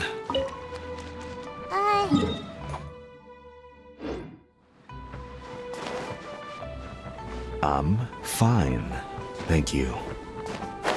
But the winter melon cake he gave us last time was so delicious. Have you ever tried it before, Mr. Ip? Paimon.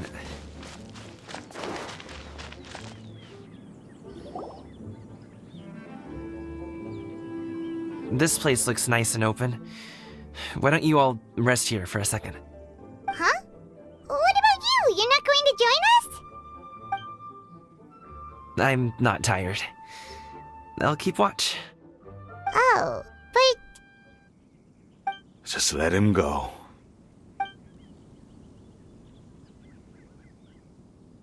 Okay, we'll just share amongst ourselves then. Did you know, Uncle Ip, that the flavor of these cakes changes depending on... Halt! Who goes there? It appears that one's movements were overly conspicuous. Enough of your musings. Focus. Focus on the matter at hand. Present your exquisite ornaments at once. Indeed. Bring them forth readily and without protest. Ah! What do we do? It seems as if these two are acting alone. It won't be difficult to subdue them, but they might have something else waiting in store for Dad. The best way to keep him safe is... Leave this to me. I'll handle them. Traveler, Paimon, take my dad and the goods away from here.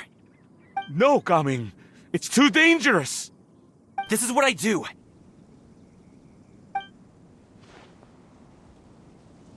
A thorny foe indeed. Let us depart and seek a target softer in blows and disposition. Don't think I'm gonna let you off so easily. Away! Let us away! Coming! Don't worry, he's a great fighter. Paimon's even seen him take down a dozen or so treasure hoarders all by himself. But Coming, If he had just stayed by my side and learned the family trade, he wouldn't have to put himself in such dangerous situations. We just have to trust him. Let's go on ahead. We'd best get away from here, in case there are other bandits in the area waiting in ambush. All is going to plan.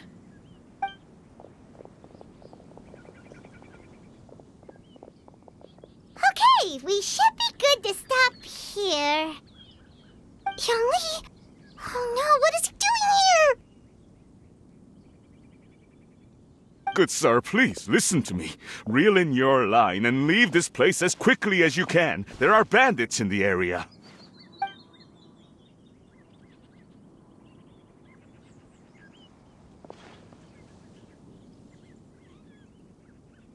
Bandits? Acting in broad daylight?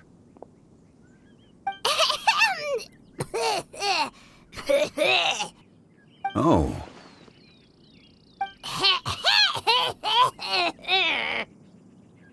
Ah, I see. It appears many people are catching a chill as of late. If your throat is bothering you, Paimon, perhaps some tea and rest are in order. Nope, no need. Paimon's fine. She just, had some cake stuck in her throat. If there are indeed bandits in the area, then we should inform the Millilith at once. Oh? Well, if that's the case. Such matters are best left to those with the necessary expertise, wouldn't you agree? I suppose you're right. If ordinary people like us got involved, we would only cause more trouble. Since we find ourselves otherwise unoccupied in this beautiful area, why don't we find a quiet place to relax while we wait for good news? That would be lovely.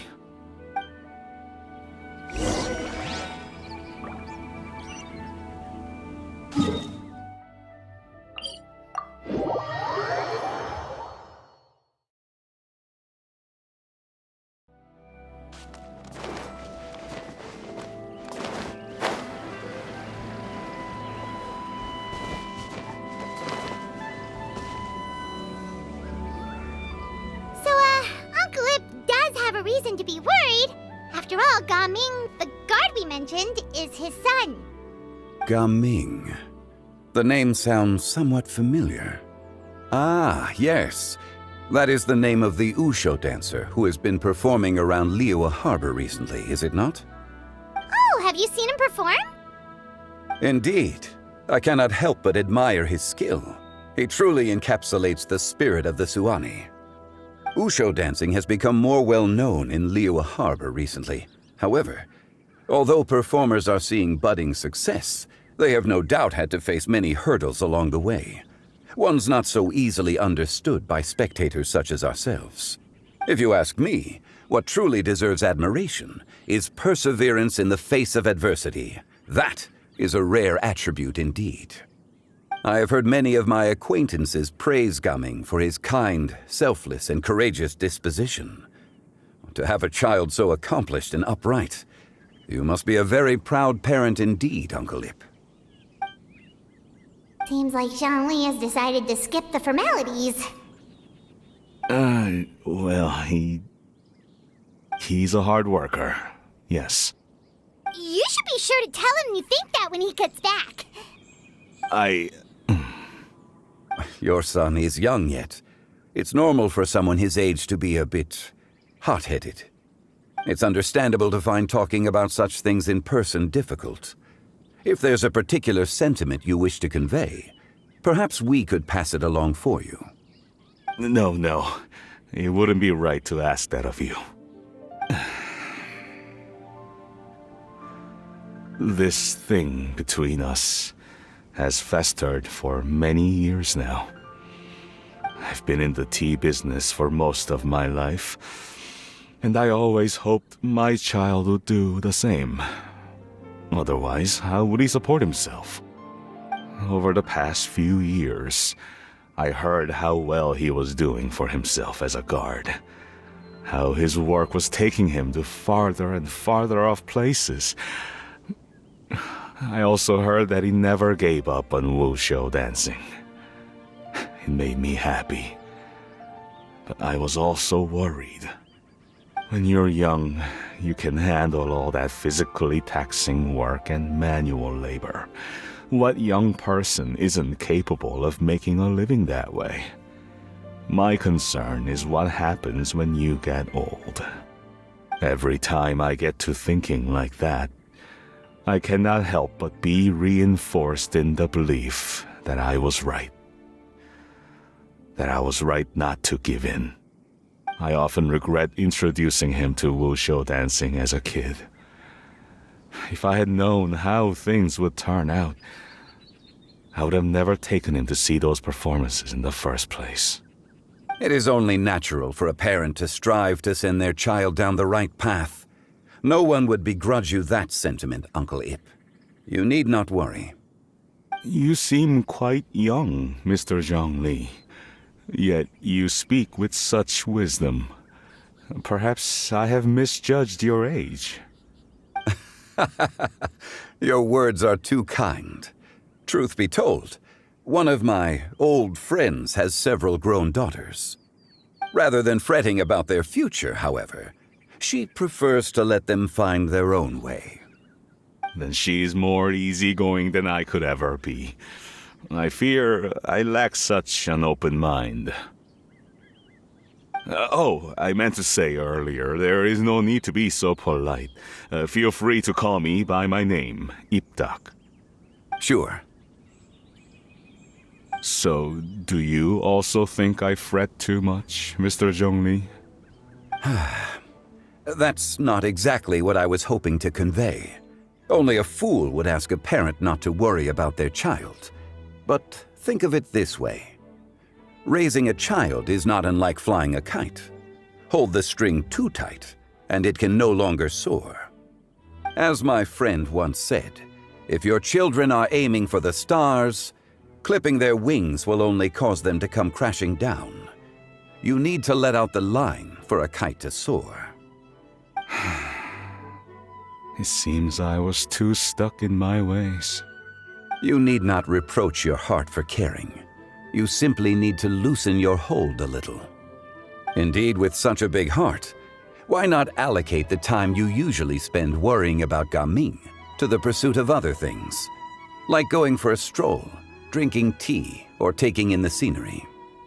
You never know what surprises could be in store. Things can change in the blink of an eye. The blink of an eye, you say? Do things change so quickly? Children grow up in quite the same way, do they not? Day after day, year after year, sometimes in the blink of an eye, but always when you least expect it. As a father, I'm sure you know that best. Yes, you can say that again. 1 second, Gaming was a kid. The next thing I knew, he was ready to fly the nest. Zhongli certainly has a way with words.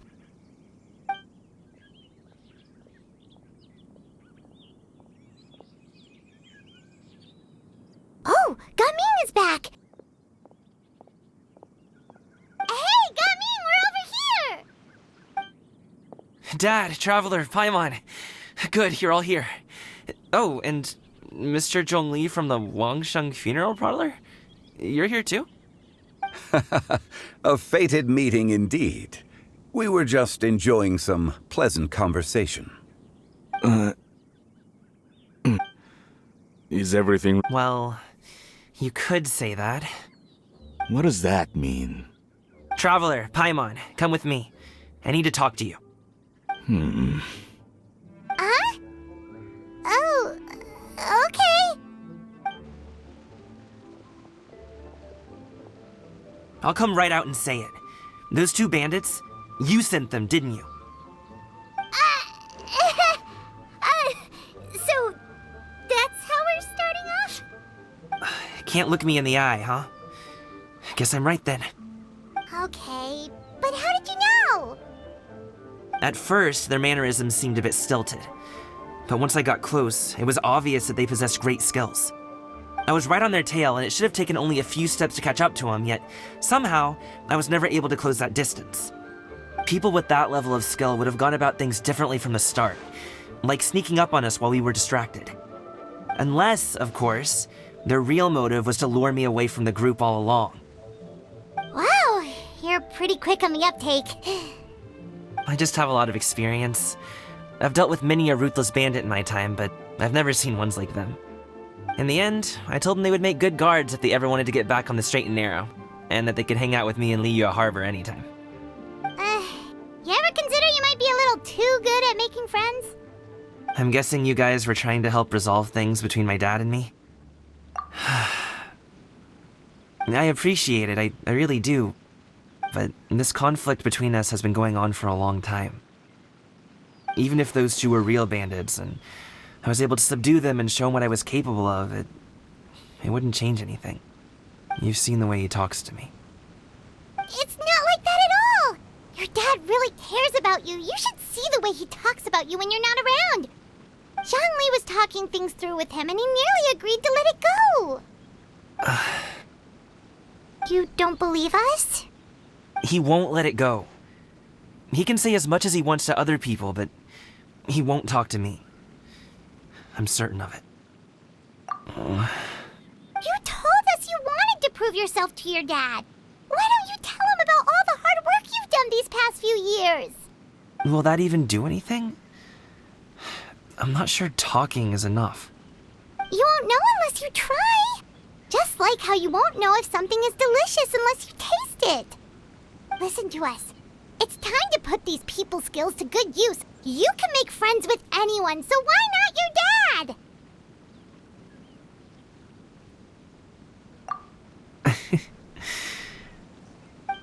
I'll do my best.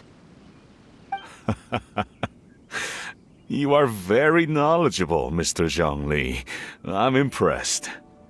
Despite my being in the tea industry for several decades, it seems I still have much to learn about the art of tea tasting. You flatter me.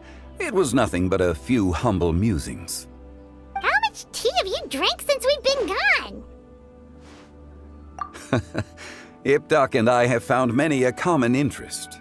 Our friendship, much like a cup of tea, seems to grow stronger the longer it has to steep. Well said, Mr. Zhongli. Gaming, Mr. Zhongli is very knowledgeable. You should take the opportunity to learn from people like him when you're in the city. Huh? Oh, of course. Zhongli? I have very much enjoyed our conversation, Ipdak, but I, unfortunately, have some unfinished funeral parlor business to attend to. Oh, I hope I didn't keep you. My apologies for taking up so much of your time, Mr. Zhongli. No need to stay on my account. When you're less busy, let's find a time to meet. I'll treat you to dim sum. It would be an honor. We'll see you off, Zhongli. You two have a nice chat, all right?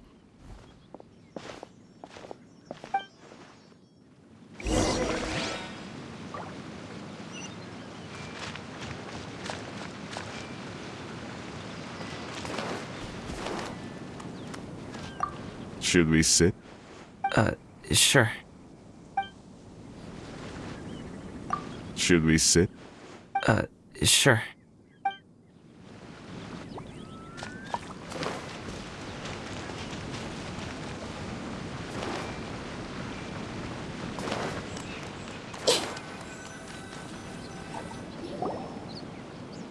Thanks for helping us talk things through with Uncle Ip. Good thing you were able to pick up on what we were putting down. I have been around the both of you for some time now. You could say I have a certain level of expertise in that regard. As for my role in the conversation, think nothing of it. I hardly did anything noteworthy. You never change, do you? Why did you have us walk all this way? Paimon thought we just had to go far enough to be out of earshot. A friend approaches. Hello. So, you're here too? I've been here the whole time?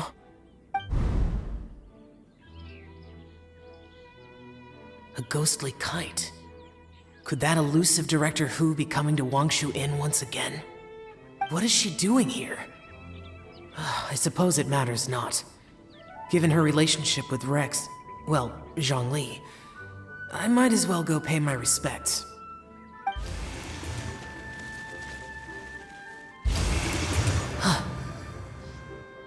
It's you! I thought you were Director Hu. Ah, your arrival is most fortuitous. Do you want to try out this new gadget? The addition of the power source makes the takeoff more stable. It's just that... He seems quite immersed in the study of this device. I fear it's almost too stable. It completely negates the pleasure of seeing one's kite sway with the wind. It's a bit of a shame. In truth, I'm here because Director Hu dispatched me to purchase some items in preparation for Lantern Rite. I see. Much like she does every year. Much like she'll do next year, I would imagine.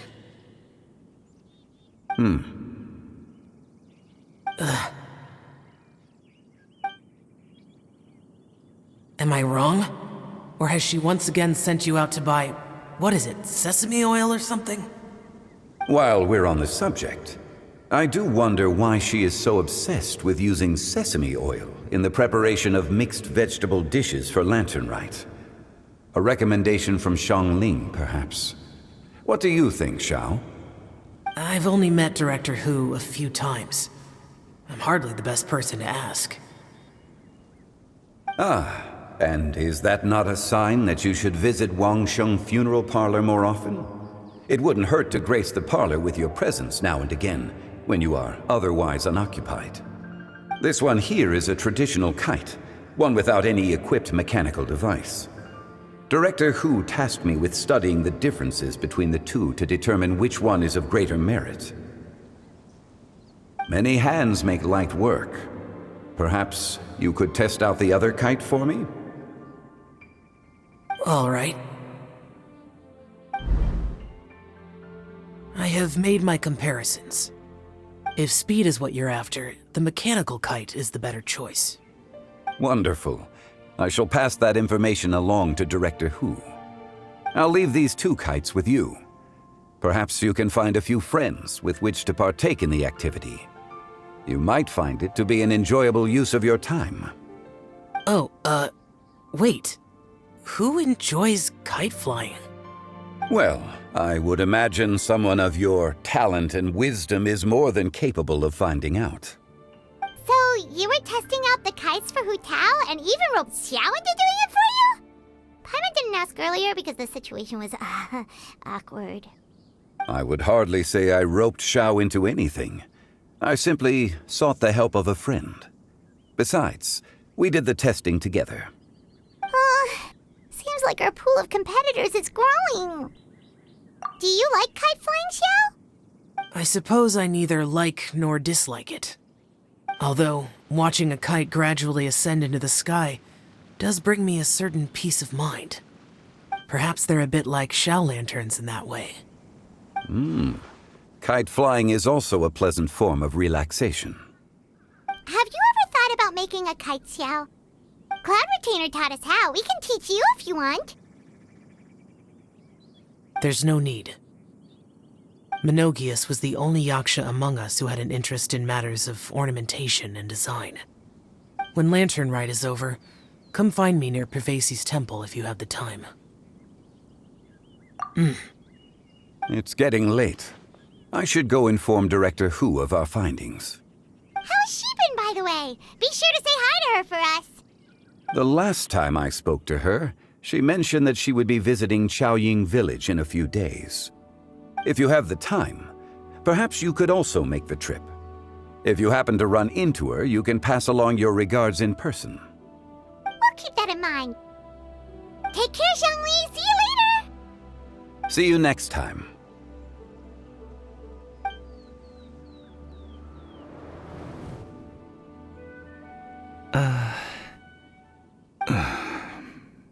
Gaming. You can go first. I don't have anything to say. Then I'll go. I still don't want to leave Liyue Harbor. Oh. I can't say I support that decision, but... Hey, let me finish before you get all worked up. Sit, Shenhe, sit. You must be tired from your journey. Shall I pour you a cup of tea, or would you prefer something else to drink? No need. I'm not tired. They're gone, Master. Perfect. The time is nigh for us to make an appearance. Do you remember the plan when recounted to you? Yes, Master. We aim to give them a demonstration of familial love. So I'll have whatever you are having. All right. What are Auntie Shenyun and Shenhe doing here? Just how many people are involved in this scheme? I suppose all I can do is just take a seat and see what happens. Perfect. I just so happen to have bought some Songlo tea recently. It's quite the delectable variety. Or it would be if one has not been forced to drink it every day in the hopes of whittling down one's considerable stash. One has more than had one's fill already. Oh, forget it. Such thoughts detract from the present need to keep up the conversation. Has work been busy during the holiday season? Do you need my help with anything? Drunk guests can sometimes cause trouble, but I deal with them as you taught me, by pinning their heads against the table. Are Auntie Shenyun and Shenhe serious right now?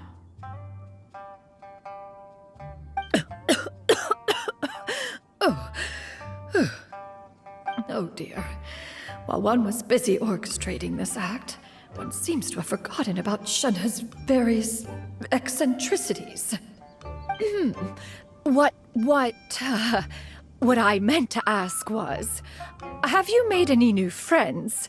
We live so far from each other. It would be a great comfort to me to know you were surrounded by good companions. You already know of my past circumstances. Recently, I've been conversing with Guoba in the kitchen at night. Guoba can't talk, but his companionship is a comfort. The poor child. Her one friend can't even talk. I guess maybe Gaming is not doing so bad after all. Perhaps I've been too hard on him. Let's move on, shall we? Do you have any plans for today, Shenhe?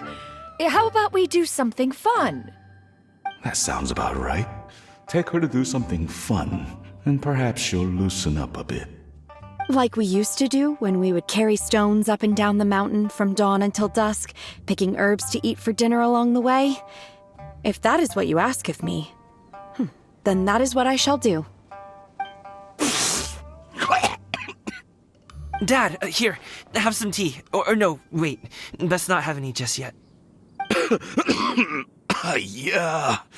I simply can't listen to that any longer. Gaming, I'd like to finish what I was trying to say before. I don't support your decision to stay in Liyue Harbor, because living there is too hard on you. If you come home, there will be people to help you. I'm not saying we have to live under the same roof. I know our personalities are too similar to avoid butting heads. But you'll have your entire family around you. Your aunts, uncles, they'll all do whatever they can to help. You could get a less taxing job, and we could grab dim sum together from time to time. Huh. I didn't know dim sum was such an important affair, Master. Shh. Just think about it, okay? You don't have to decide now. Dad really has changed a lot. He would never have said these things to me before. But thank you, Dad.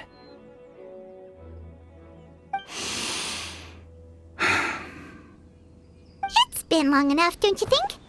Oh, Paimon sure hopes they've made up by now. Oh, they're drinking tea in silence. That's not a good sign. Did Xianyun's plan not work after all? Hey you two! Paimon's sorry we were gone for so long. We got to chatting with some friends and didn't realize how much time had passed. Perfect timing, actually. We seem to be just about done here. Yep, let's go. I'll get the bags.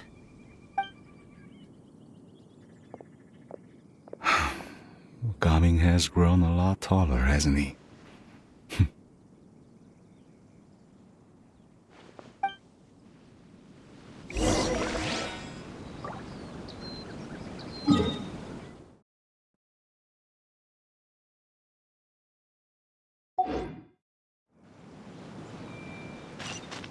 You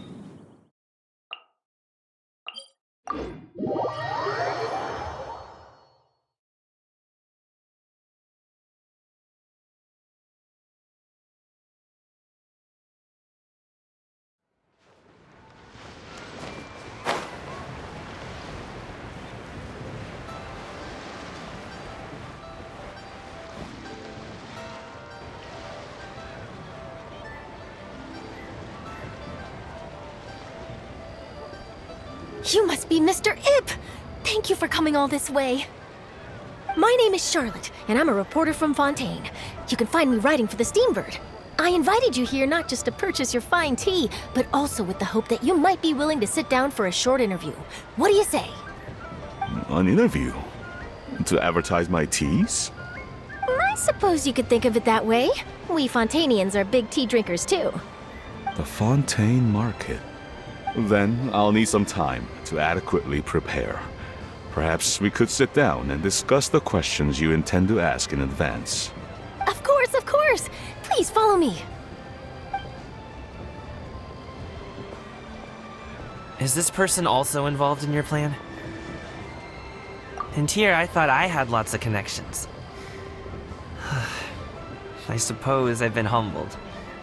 You sure know all kinds of cool and important people. Over here! Yoo-hoo! Over here! Huh? What? Auntie Shenyun? She probably wants to talk about the next phase of the plan. Let's go while your dad is still distracted.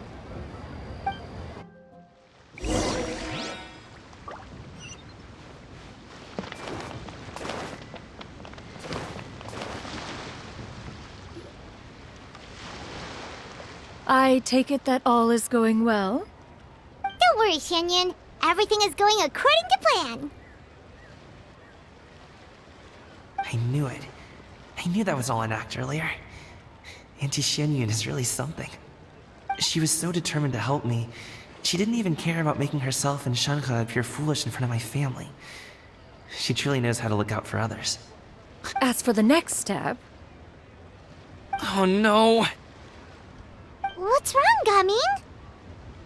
Don't tell me you're the ones footing the bill for all that tea. I can't let you do that.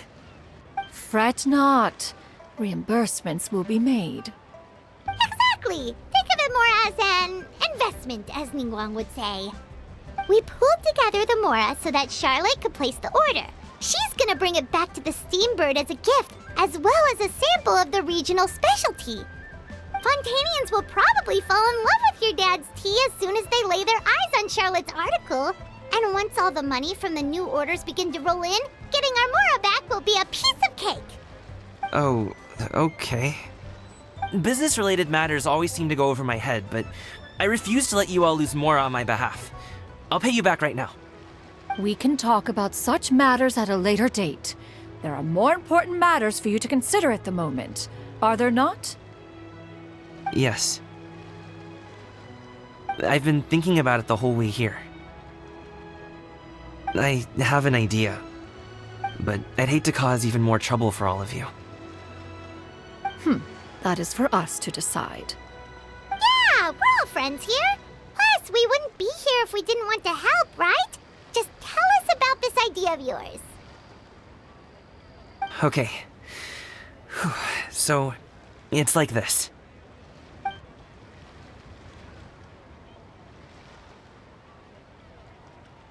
it! Just leave it to us. Let's split up and make it happen.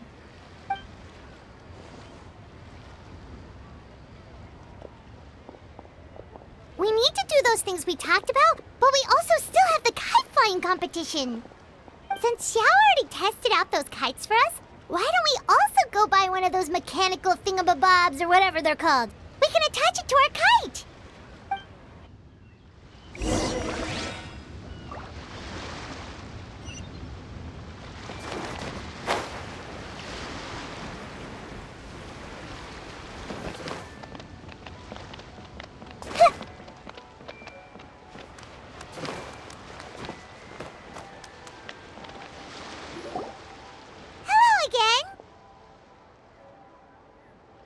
Welcome back! I see you returned from your trip. I really do have to thank you for all your help from before.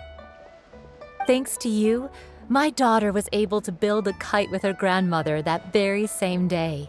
She even wrote a long letter telling me how much she loved it. Oh, you should really be thanking Gaming, not us. I'll be sure to. And are you here to buy a kite? Please, take your pick. Oh, we already have a kite. We wanted to buy one of those, device thingies from Fontaine. Do you sell them separately? Yes. Here you go. Please, take it, free of charge. The directions are in the box. It's not hard to... It doesn't feel right for us to just take it. Well, nor would it feel right for me to take your Mora. Good luck in the kite flying competition. I'll be rooting for you. All right then, thank you.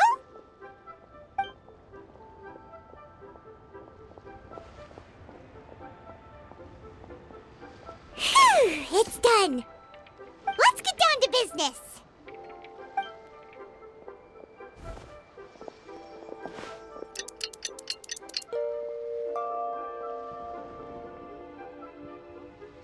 Looks like we finished everything we needed to do. Let's find a good place and put this thing into the sky.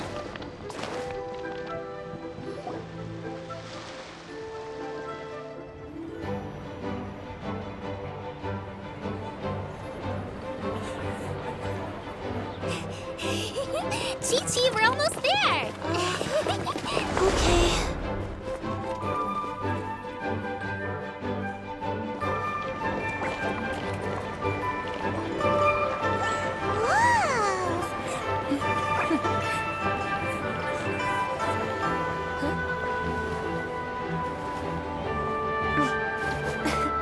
Come here, allow me.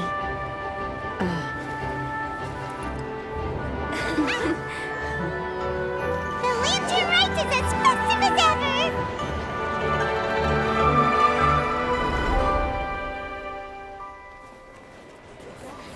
Huh? Oh, what's going on? Did something happen? What should we do? Oh, should we get the Millilith?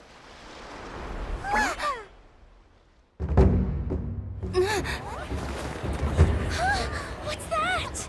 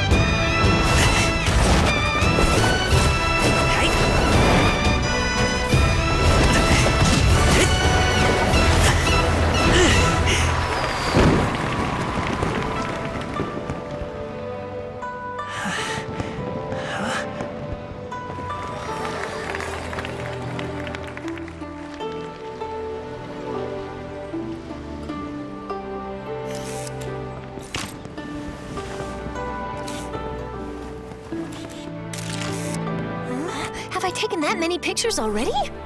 I need to load more film.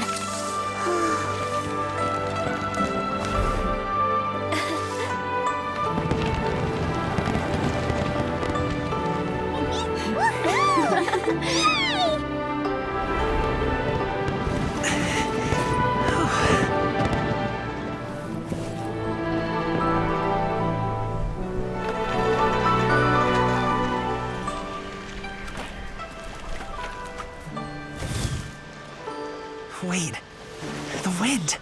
Oh my gosh! Mommy, I want a big kite like that too! Do you see that kite way out in front?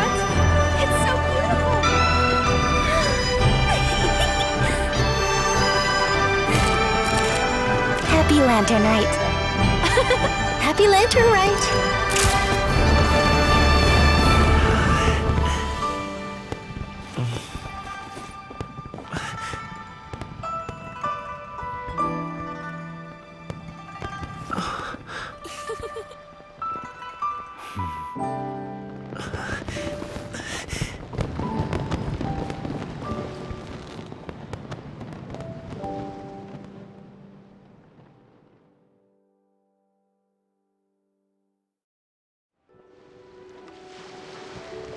Gaming's performance was so cool, Paimon almost wanted to join in. You saw that, right?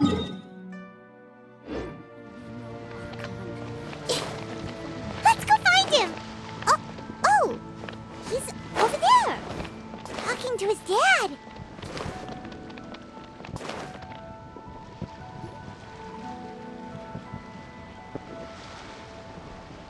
I think I'll head off now, if that's okay.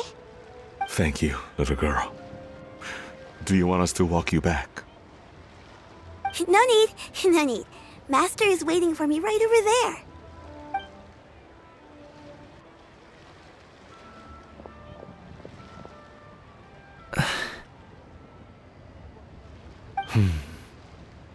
Dad.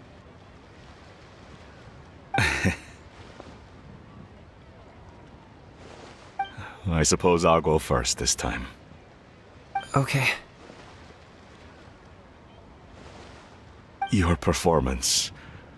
I've seen many wushou dances in my time, but I've gotta admit, what you pulled off there was breathtaking. Wow. I never thought I'd live to hear you say that. You're serious about doing this professionally? Absolutely. I know it'll be difficult, but... Then it doesn't matter. What I mean to say is, of course it'll be difficult. But if that's your decision, if that's your dream, then it doesn't matter how difficult it is. As long as you put in the work, then any obstacle can be overcome in time. Really, when I was young, I also... Actually, how about we save that story of my past for another time? All I really want to say is, I've changed my mind. Much like this kite, you also deserve to soar to new heights. Dad. Son. Son? Haven't heard that in a while. I bet you're wondering what's gotten into me saying all this. Well, a little bit, yeah. Anyway, I know I've never found the chance to say this before, but... to me, Gaming, you've always been a great kid.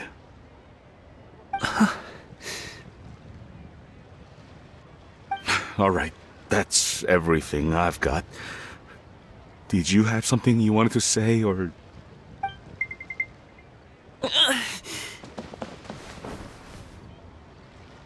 Seeing the two of them talk things through like this really gives Paimon a sense of accomplishment. Now go. Over there. Your friends are still waiting for you. Huh? But you came all this way. I'll be staying in Liyue Harbor for a bit longer. When you have time, we can grab dim sum together.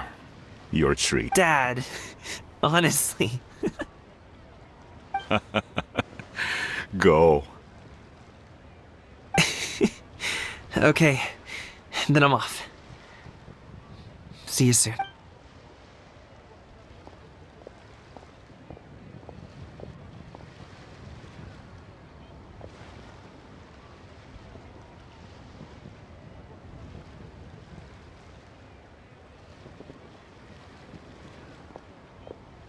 That's quite the smile you've got there, Gaming. Really? It's nothing to be embarrassed about. I'd like to find and thank Auntie Shenyun, as well as everyone else who's helped me out. if everyone has time, maybe we could all get together and go fly a kite.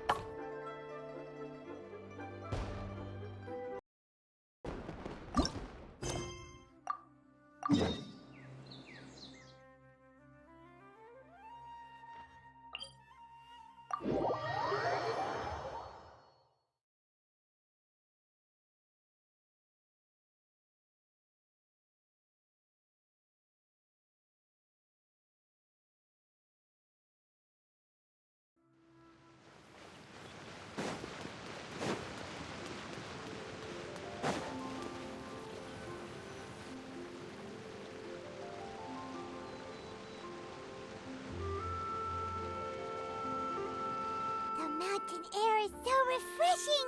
It makes Paimon feel like she could float around all day and never get tired! Cream! Gummies! Fuel fruit! Huh? Did you hear that? Sunshine! Blue skies! Good vibes! Right? So Paimon wasn't just hearing things. That voice sounds really familiar. Well, we've got the time. Why don't we go check it out?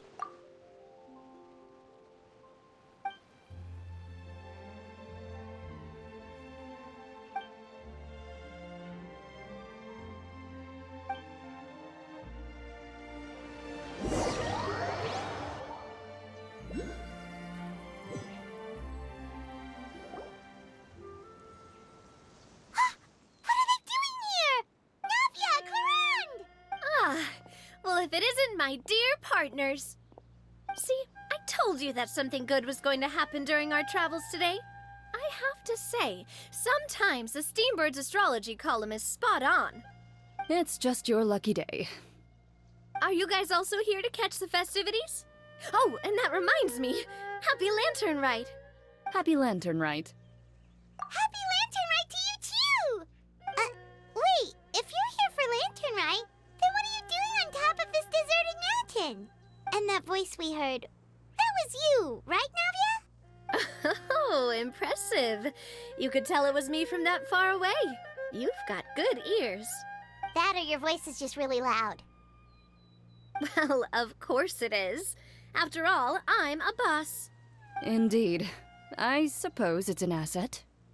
Sure is! Having a loud voice is a handy tool when it comes to communication. Wait. That wasn't even Paimon's point. Paimon just wants to know why you two were shouting from the top of this deserted mountain. There was something about almonds, maybe? And buell fruit? Ooh, is it some sort of secret code? No, it's not a code. The words are meaningless.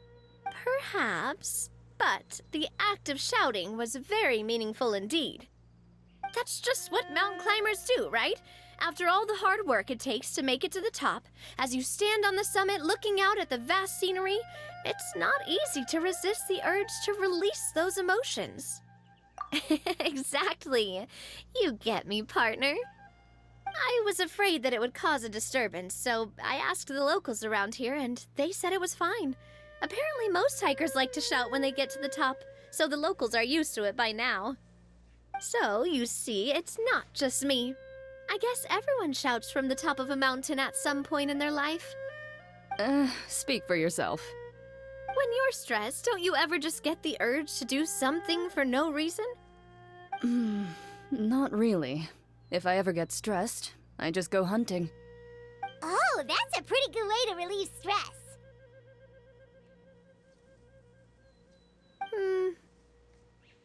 What I choose to hunt depends on my mood. Huh? Anyway, why don't you two give it a try? Shout anything you want. It's a real stress reliever. As long as Paimon has clothes on her back and food in her belly, Paimon doesn't think there's any stress that needs relieving. Oh, I bet you guys are just too embarrassed to let loose. No need to be shy. Even Farina was shouting from the top of this mountain earlier. Huh? Did Paimon hear that right? Farina's also here? In Chaoying Village? Believe in your ears. It is indeed as you heard. Actually, the reason we climbed this mountain in the first place was also because we heard the sound of shouting. Yes, we could just about make out someone yelling things like, "Help me!" and "What should I do?" So we heard, and what do you know? Miss Farina was standing right there, all red in the face. She practically sprinted back down the mountain the minute she saw us. Ah, that reminds me. I believe what she actually said was, "So help me, I will figure out what I should do about this script." So, you could actually hear what she was saying? Why didn't you say so earlier? I thought someone was really in trouble. I figured we would come check out the situation either way. Why not let her keep some privacy? Oh, seems like you caught Farina in the middle of some stress relief as well. She probably would have never thought. No, she definitely would have never thought she would run into anyone she knew all the way out here. I think so. We ran into Nervalet on the way here as well, but he was already on his way back, so they probably weren't together. What? Nervalet was here too? What was he doing here? It couldn't have been for vacation. I think it just might have been, actually. But apparently he only stayed for half a day before heading back. He's a very busy man. Nervalet is not the type to take much time off. Taking even a half day for himself is already a huge step in the right direction. Didn't Charlotte publish an article on the Liyue tea industry recently? Maybe he was inspired to come buy some tea after reading that article. You know, just like you were. My situation is completely different. I'm here because I was asked to accompany you.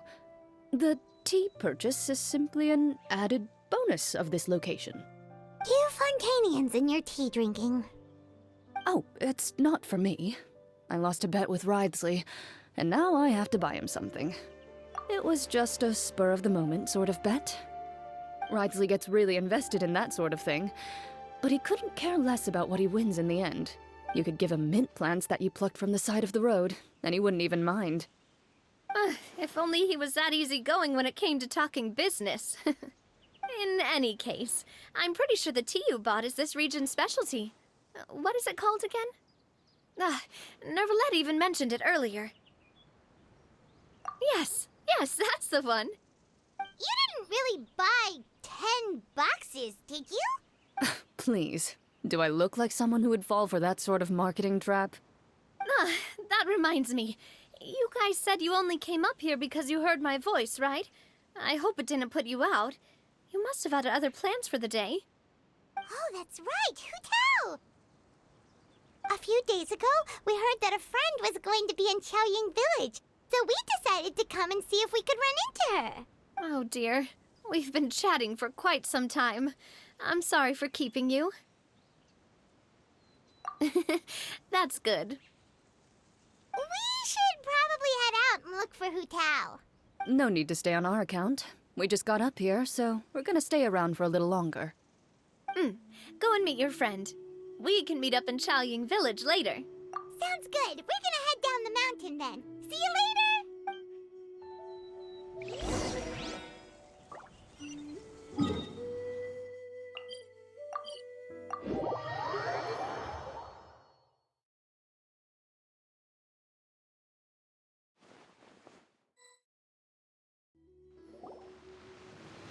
Chaoying Village is known for its tea. But you know what else they have with tea? That's right, dim sum! Didn't Gaming say something about dim sum being eaten in the morning? Oh, Paimon wonders if we can still get some at this time of day. Oh, well that's fine too. Paimon doesn't care what kind of tea it is as long as it comes with some tasty snacks. Now let's see what kind of yummy things we can find around here. Paimon's not seeing things, is she? Is that Farina standing between Zhangli and Hu Tao? Wonder what they're talking about. Zhangli knows a lot of stuff. Maybe he's telling Farina about Chaoying Village. Oh, or maybe Hu Tao is trying to rope Farina into being one of her clients. Hey, this isn't the Fortress of Meropide, but Paimon could be convinced for the right price. Let's say, since Zhongli is there, Paimon bets things are pretty tame. It's decided then. Paimon votes for tour guide Zhongli. All right, no time to waste. Let's go see who's right.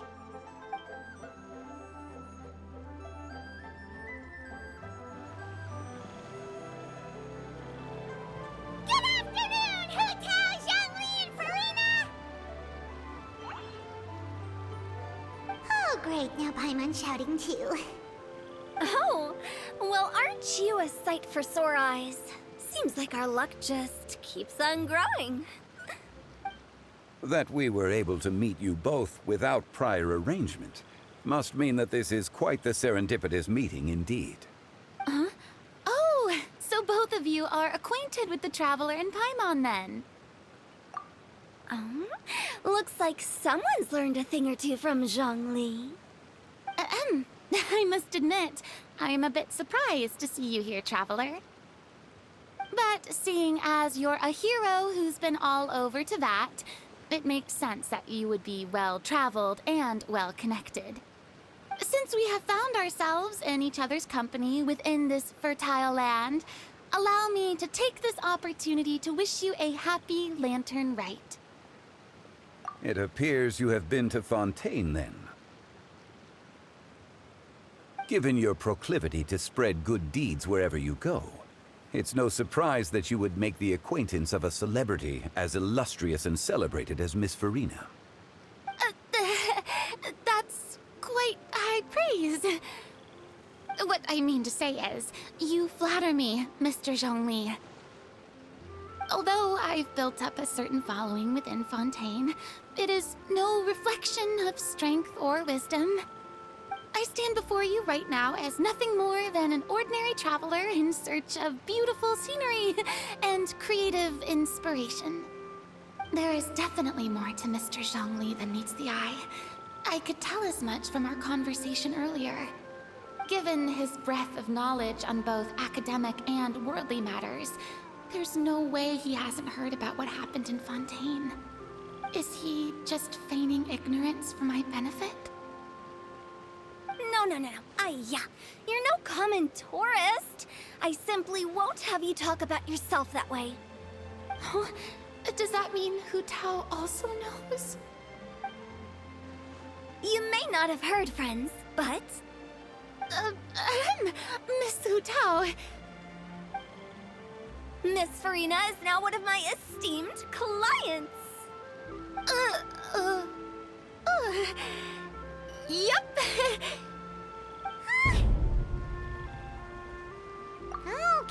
Okay, you win. Guess Paimon will have to break into the hidden stash at the bottom of her shoe. Huh? What's this about winning something? Don't tell me. You two were placing bets on us. We just saw you guys standing on the side of the road and couldn't help but take guesses as to what you were talking about. Oh, I see. That means you, my friend, must have guessed that I was trying to promote my business to Miss Farina. That I do, my friend. What was Paimon's guess then? Paimon thought Zhongli was showing the newbie around. By newbie, you mean me, right? If that's the case, then Paimon's guess was also correct. Oh, that's right. Mr. Zhongli was telling me about some great sightseeing spots in the area. Ha! You see? Paimon was right too! Since both of our guesses were right, there can't be a winner or a loser. Hey, don't be upset, Traveler. How about this? You buy Paimonable and Paimon will also buy youable. As for the third bowl... Since I was the subject of the bet, perhaps it should go to me? You know, as a congratulations for the huge deal I just struck. I was just joking. Anyway, I should be the one treating you. The funeral parlor is about to bring in quite the sum after all. Oh, Paimon almost forgot to ask about the most important question. Did, something happen recently, Farina? Huh? What do you mean? Well, you know, with you enlisting the services of Wangsheng Funeral Parlor and all. Oh, well, yes. Really? Oh no. Paimon is so sorry for your loss. Although Paimon may have not known the person, please accept Paimon's deepest... Whoa, it's not like that, Paimon. Huh? But Paimon just thought, since you hired the services of a funeral parlor and all... Hey, it's not that big of a stretch. Really, Paimon? It's not like you don't know me. Do I look like I know anyone who would ask me to coordinate their funeral?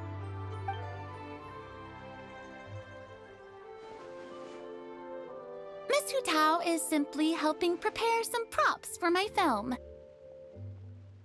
Not too long ago, I read a collection of horror stories from Liyue. The content was spectacular. In fact, I still feel the need to sleep with the light on even now. Anyway, that's not the point. Now that Fontaine's biggest star has returned to the stage, I figured it's about time the industry enjoyed a breath of fresh air. Hey, that's pretty good. I'll have to remember that for my ad posters. Oh, Paimon sees. That makes a lot of sense.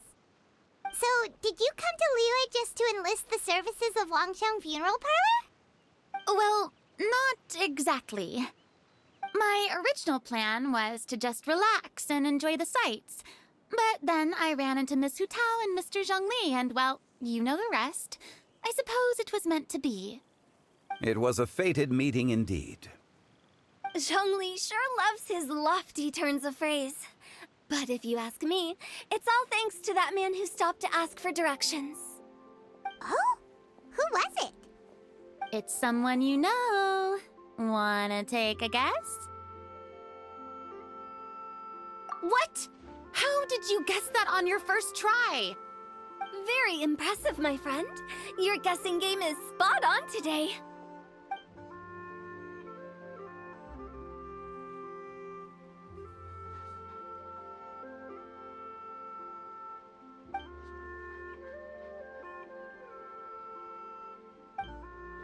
Huh. Paimon never thought Neuvillette would be the type to get lost. I'm sure he didn't get lost. Even I was able to find my way to this place without any trouble.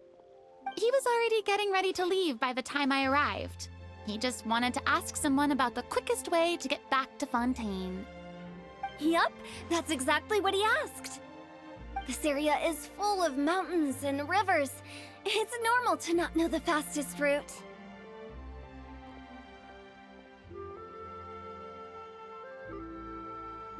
So, were you the one that pointed him in the right direction, Hu Tao? Of course.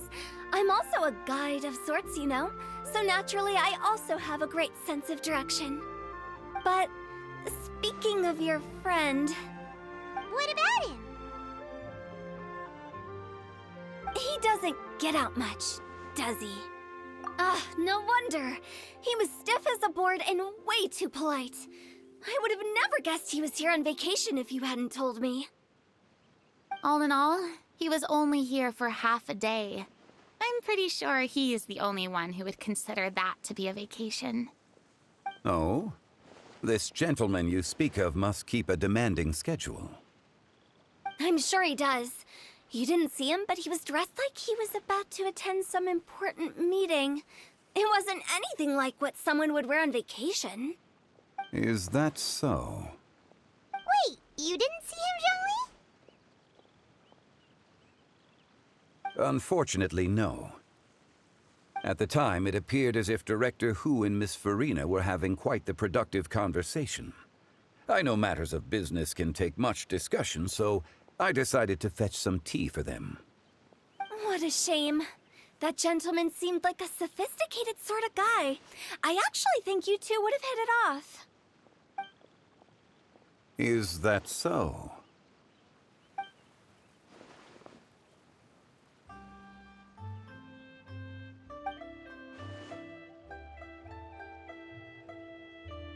Hmm?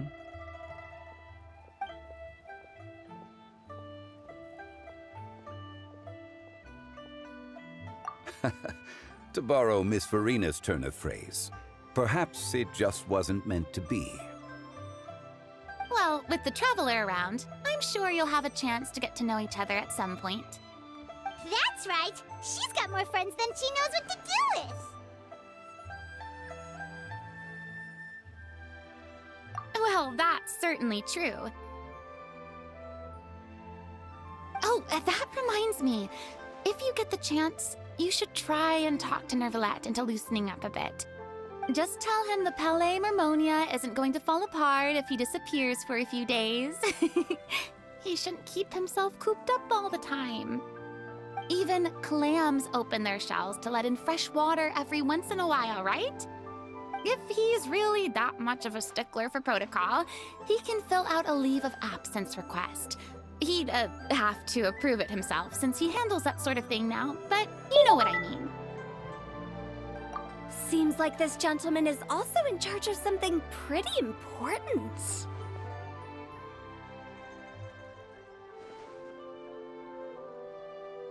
Yeah, sounds like a pretty uptight sort of guy, all right. In my experience, a leader needs to be able to roll with the punches. That also includes knowing when and what to prioritize. It seems like your friend still has a lot of growing to do. If I remember correctly, he's already several thousands of years old. You're quite right, Miss Hu Tao. Oh? Traveler, Miss Farina, those two individuals over there appear to recognize you. Oh, it's Navia and Clarand. Hey, over here!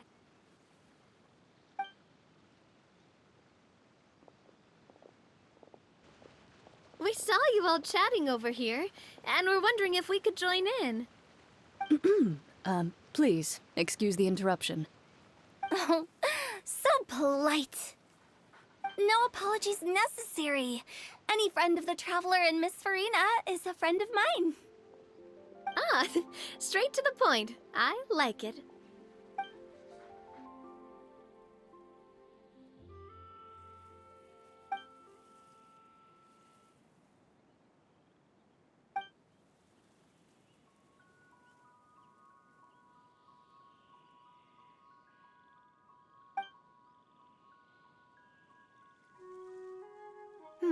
It's getting late. If we want to catch a boat back before dark, we should probably get going. Indeed. Then, Miss Farina. Oh, yes?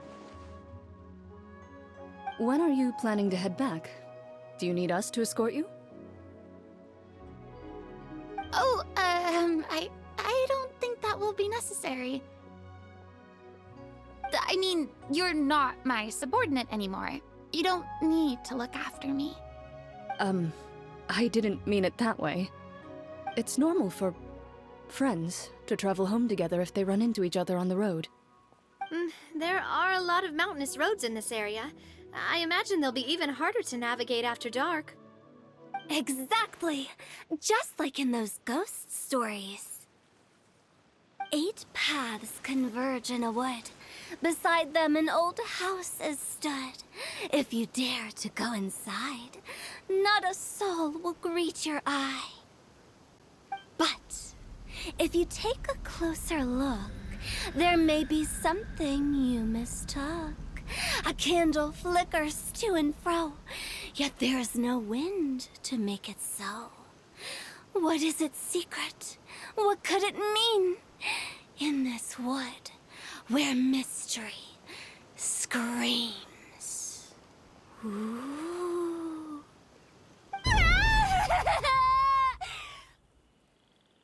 My dear demoiselles, ladies, no, I mean Of course.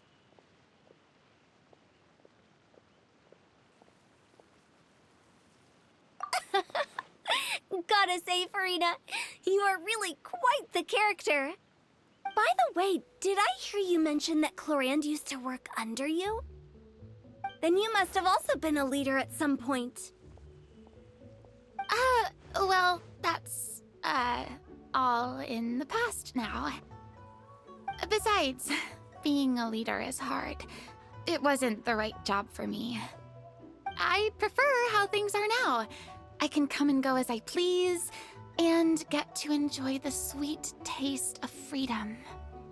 I see. Well, you've certainly picked an apt place to relax. Chaoying Village is an exemplary choice. Only the best. And I've learned a lot, too. Thank you so much, Miss Hu Tao and Mr. Zhongli. It's fine. You've thanked us more than enough already. The next time you're in this neck of the woods, I'll treat you to some dim sum in the city. Dim sum? Is that some kind of Liyue term for snacks or desserts? They are a part of it.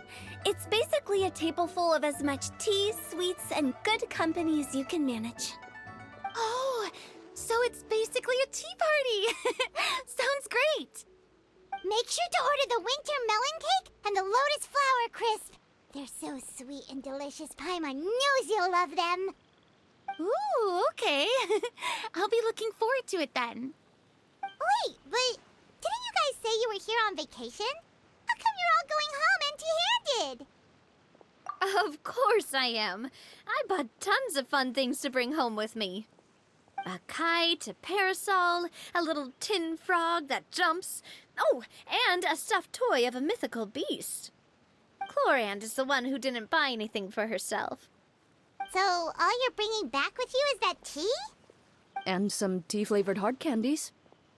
They're for Sijuin. Clorand isn't much of a shopaholic. Well, one of us has to practice restraint. Hey, I'm hardly reckless with my Mora. I'll have you know, all the purchases I made today were well within my budget. Me? Oh, well, I bought some tea, of course. I just had to try all the varieties recommended in the Steambird. Other than that, just some bits and bobs, you know. A little bit of this, little bit of that. They should all be things I can use, I think. Now Paimon's even more confused. If you bought that much stuff, where did it all go? Into one of Linny's magic packets? Oh, actually... Monsieur Neuvillette took them with him. Oh, so that's what happened. Wait, what? Why did he take them? He's not hoarding treasure, is he? That's quite the imagination you've got there, Paimon. Monsieur Neuvillette just saw the amount of bags we had and offered to take them back for us. I felt a bit bad at first, but, I really did have a lot of stuff. He even offered to deliver my gifts to the Fortress of Meripede for me once he's done with the day's work. Neuvillette is a man of his word. If he says he can do something, then he means it. See, even Clorand was happy to take him up on his offer. If even his trusty subordinate agreed, then who was I to refuse? Wow, he seems like a real gentleman. Maybe he's not as uptight as I thought. If only the funeral parlor had an employee as thoughtful, proactive, and responsible as him. Right, Zhongli? Indeed. Clorand said Neuvillette offered to deliver her gifts to Risley.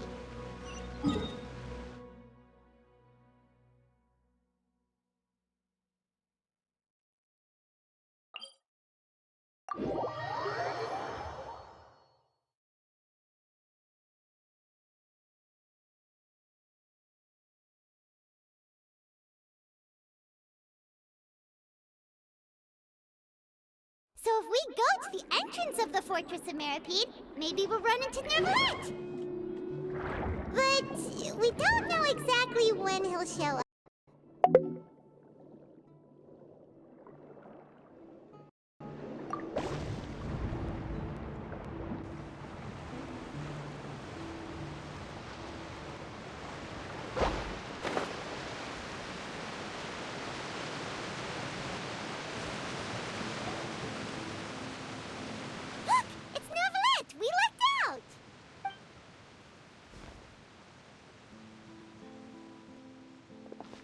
Oh, it's you. It has been some time since our last meeting. Few people frequent this location. Since I was able to conclude my work early for the day, I thought I might take a walk and avail myself of this area's peace and quiet. You call this early? Do you always work this late, Nervalette? Strictly speaking, that depends on the agenda for the day. I am hardly bereft of time, however, so working late is of little consequence to me. Really? If you have so much time on your hands, then why did you only go to Chaoying Village for half a day? First, I should clarify that I was referring to my lifespan, rather than the time at my disposal on any given day. Second, I was unaware you possessed knowledge of my trip to Chaoying Village. I see. Thank you for informing me. Yes, they have been safely delivered. I have to hand it to Clorant. Just a simple gift delivery, and she has the great and mighty Udex at her beck and call. I was just passing through. It was merely an act of convenience. All right. Then I hereby confirm receipt of the goods on behalf of the staff of the Fortress of Meripede. A verbal receipt of confirmation? Is such a formality really necessary for a small matter such as this? Guess not. This quantity of tea, though, seems a little excessive for a gift, don't you think? Before you know it, they'll start accusing me of taking bribes. About that. Much of that is my own excess, I'm afraid. Oh? Why? It was buy 10 boxes, get half off. Ah, that explains it then. Well, go ahead and leave them to me. I'll get through this stash as fast as I can. You have my thanks. Oh, there's something else I'd like to give to you. This is a stone slate, engraved with a symbolic design. While that is an apt description, it is in actuality a legal codex. A legal codex, huh? Before the advent of modern writing utensils, information was recorded on stone slabs such as this. The law was no different. Okay. Since ancient times, the scales of justice have symbolized the fairness and impartiality of judiciousness. As a tribute to that sentiment, this slate was designed after a traditional legal codex and engraved with a symbol instead of text. During my travels recently, I chanced upon a roadside stall offering tourists the opportunity to try their hand at the ceramic arts, so I decided to have a go. We joked with Clorant some time ago about gifting you a legal codex. So, here you go. Ah, so that's what this is about. I did not expect you to remember it as well. In any case, I hope this can be considered as a reasonable attempt to join in on the banter. It is a very good attempt. I suppose I shouldn't be surprised. Even your sense of humor centers around the law. That's an impressive level of commitment. Well, a gift of this significance deserves to be put on display, and I know just the place. Front and center in the Fortress's showroom. Surely there's no need for such a grand gesture. Just kidding. I don't have anything like a showroom. But we do have a storage room. We can put it next to all the mechanical parts Sijuin has collected. That sounds good to me. So that's what you were doing in Chaoying Village. Indeed. Of course, while I was there, I also took the opportunity to taste the local spring water. The aftertaste is much purer than what I have delivered to me in Fontaine. It stands to reason that the long-distance transport has a tendency to imbue the water with extraneous emotion. If you want to experience the true flavor, you simply have to go to the source. Perhaps I should organize some time off to do the same elsewhere. Then we are of the same mind. It appears my desire is justified. If you say so, but you know you don't have to justify a vacation, right? You can just take one. After all, you're hardly bereft of time. You can do whatever you want. You're quite right. I suppose I suffer not from a lack of opportunity, but rather a lack of inspiration. However, after reading a few articles about Liyue's holiday traditions, the idea popped into my head and made itself quite at home. Seeing as I was free of responsibilities for the morning, I decided to depart at once. Refreshing. My spontaneous outing seemed to inspire quite a few other spontaneous decisions as well. Take, for example, my foray into ceramics. At first, soil from the ground is granular and unforgiving, but add the right amount of water, and it becomes soft, moldable, and able to take shape. In the past, I never thought about how quotidian vessels were crafted, but now I have participated in their very making. This is also something I made today.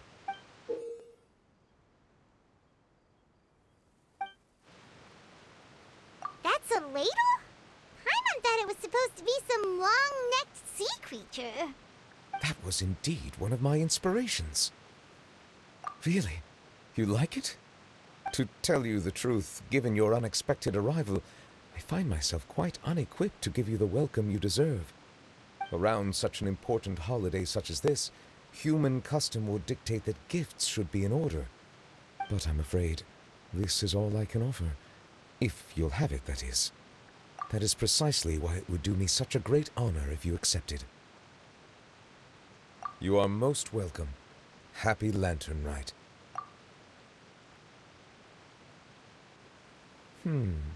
Approve a leave of absence request for myself.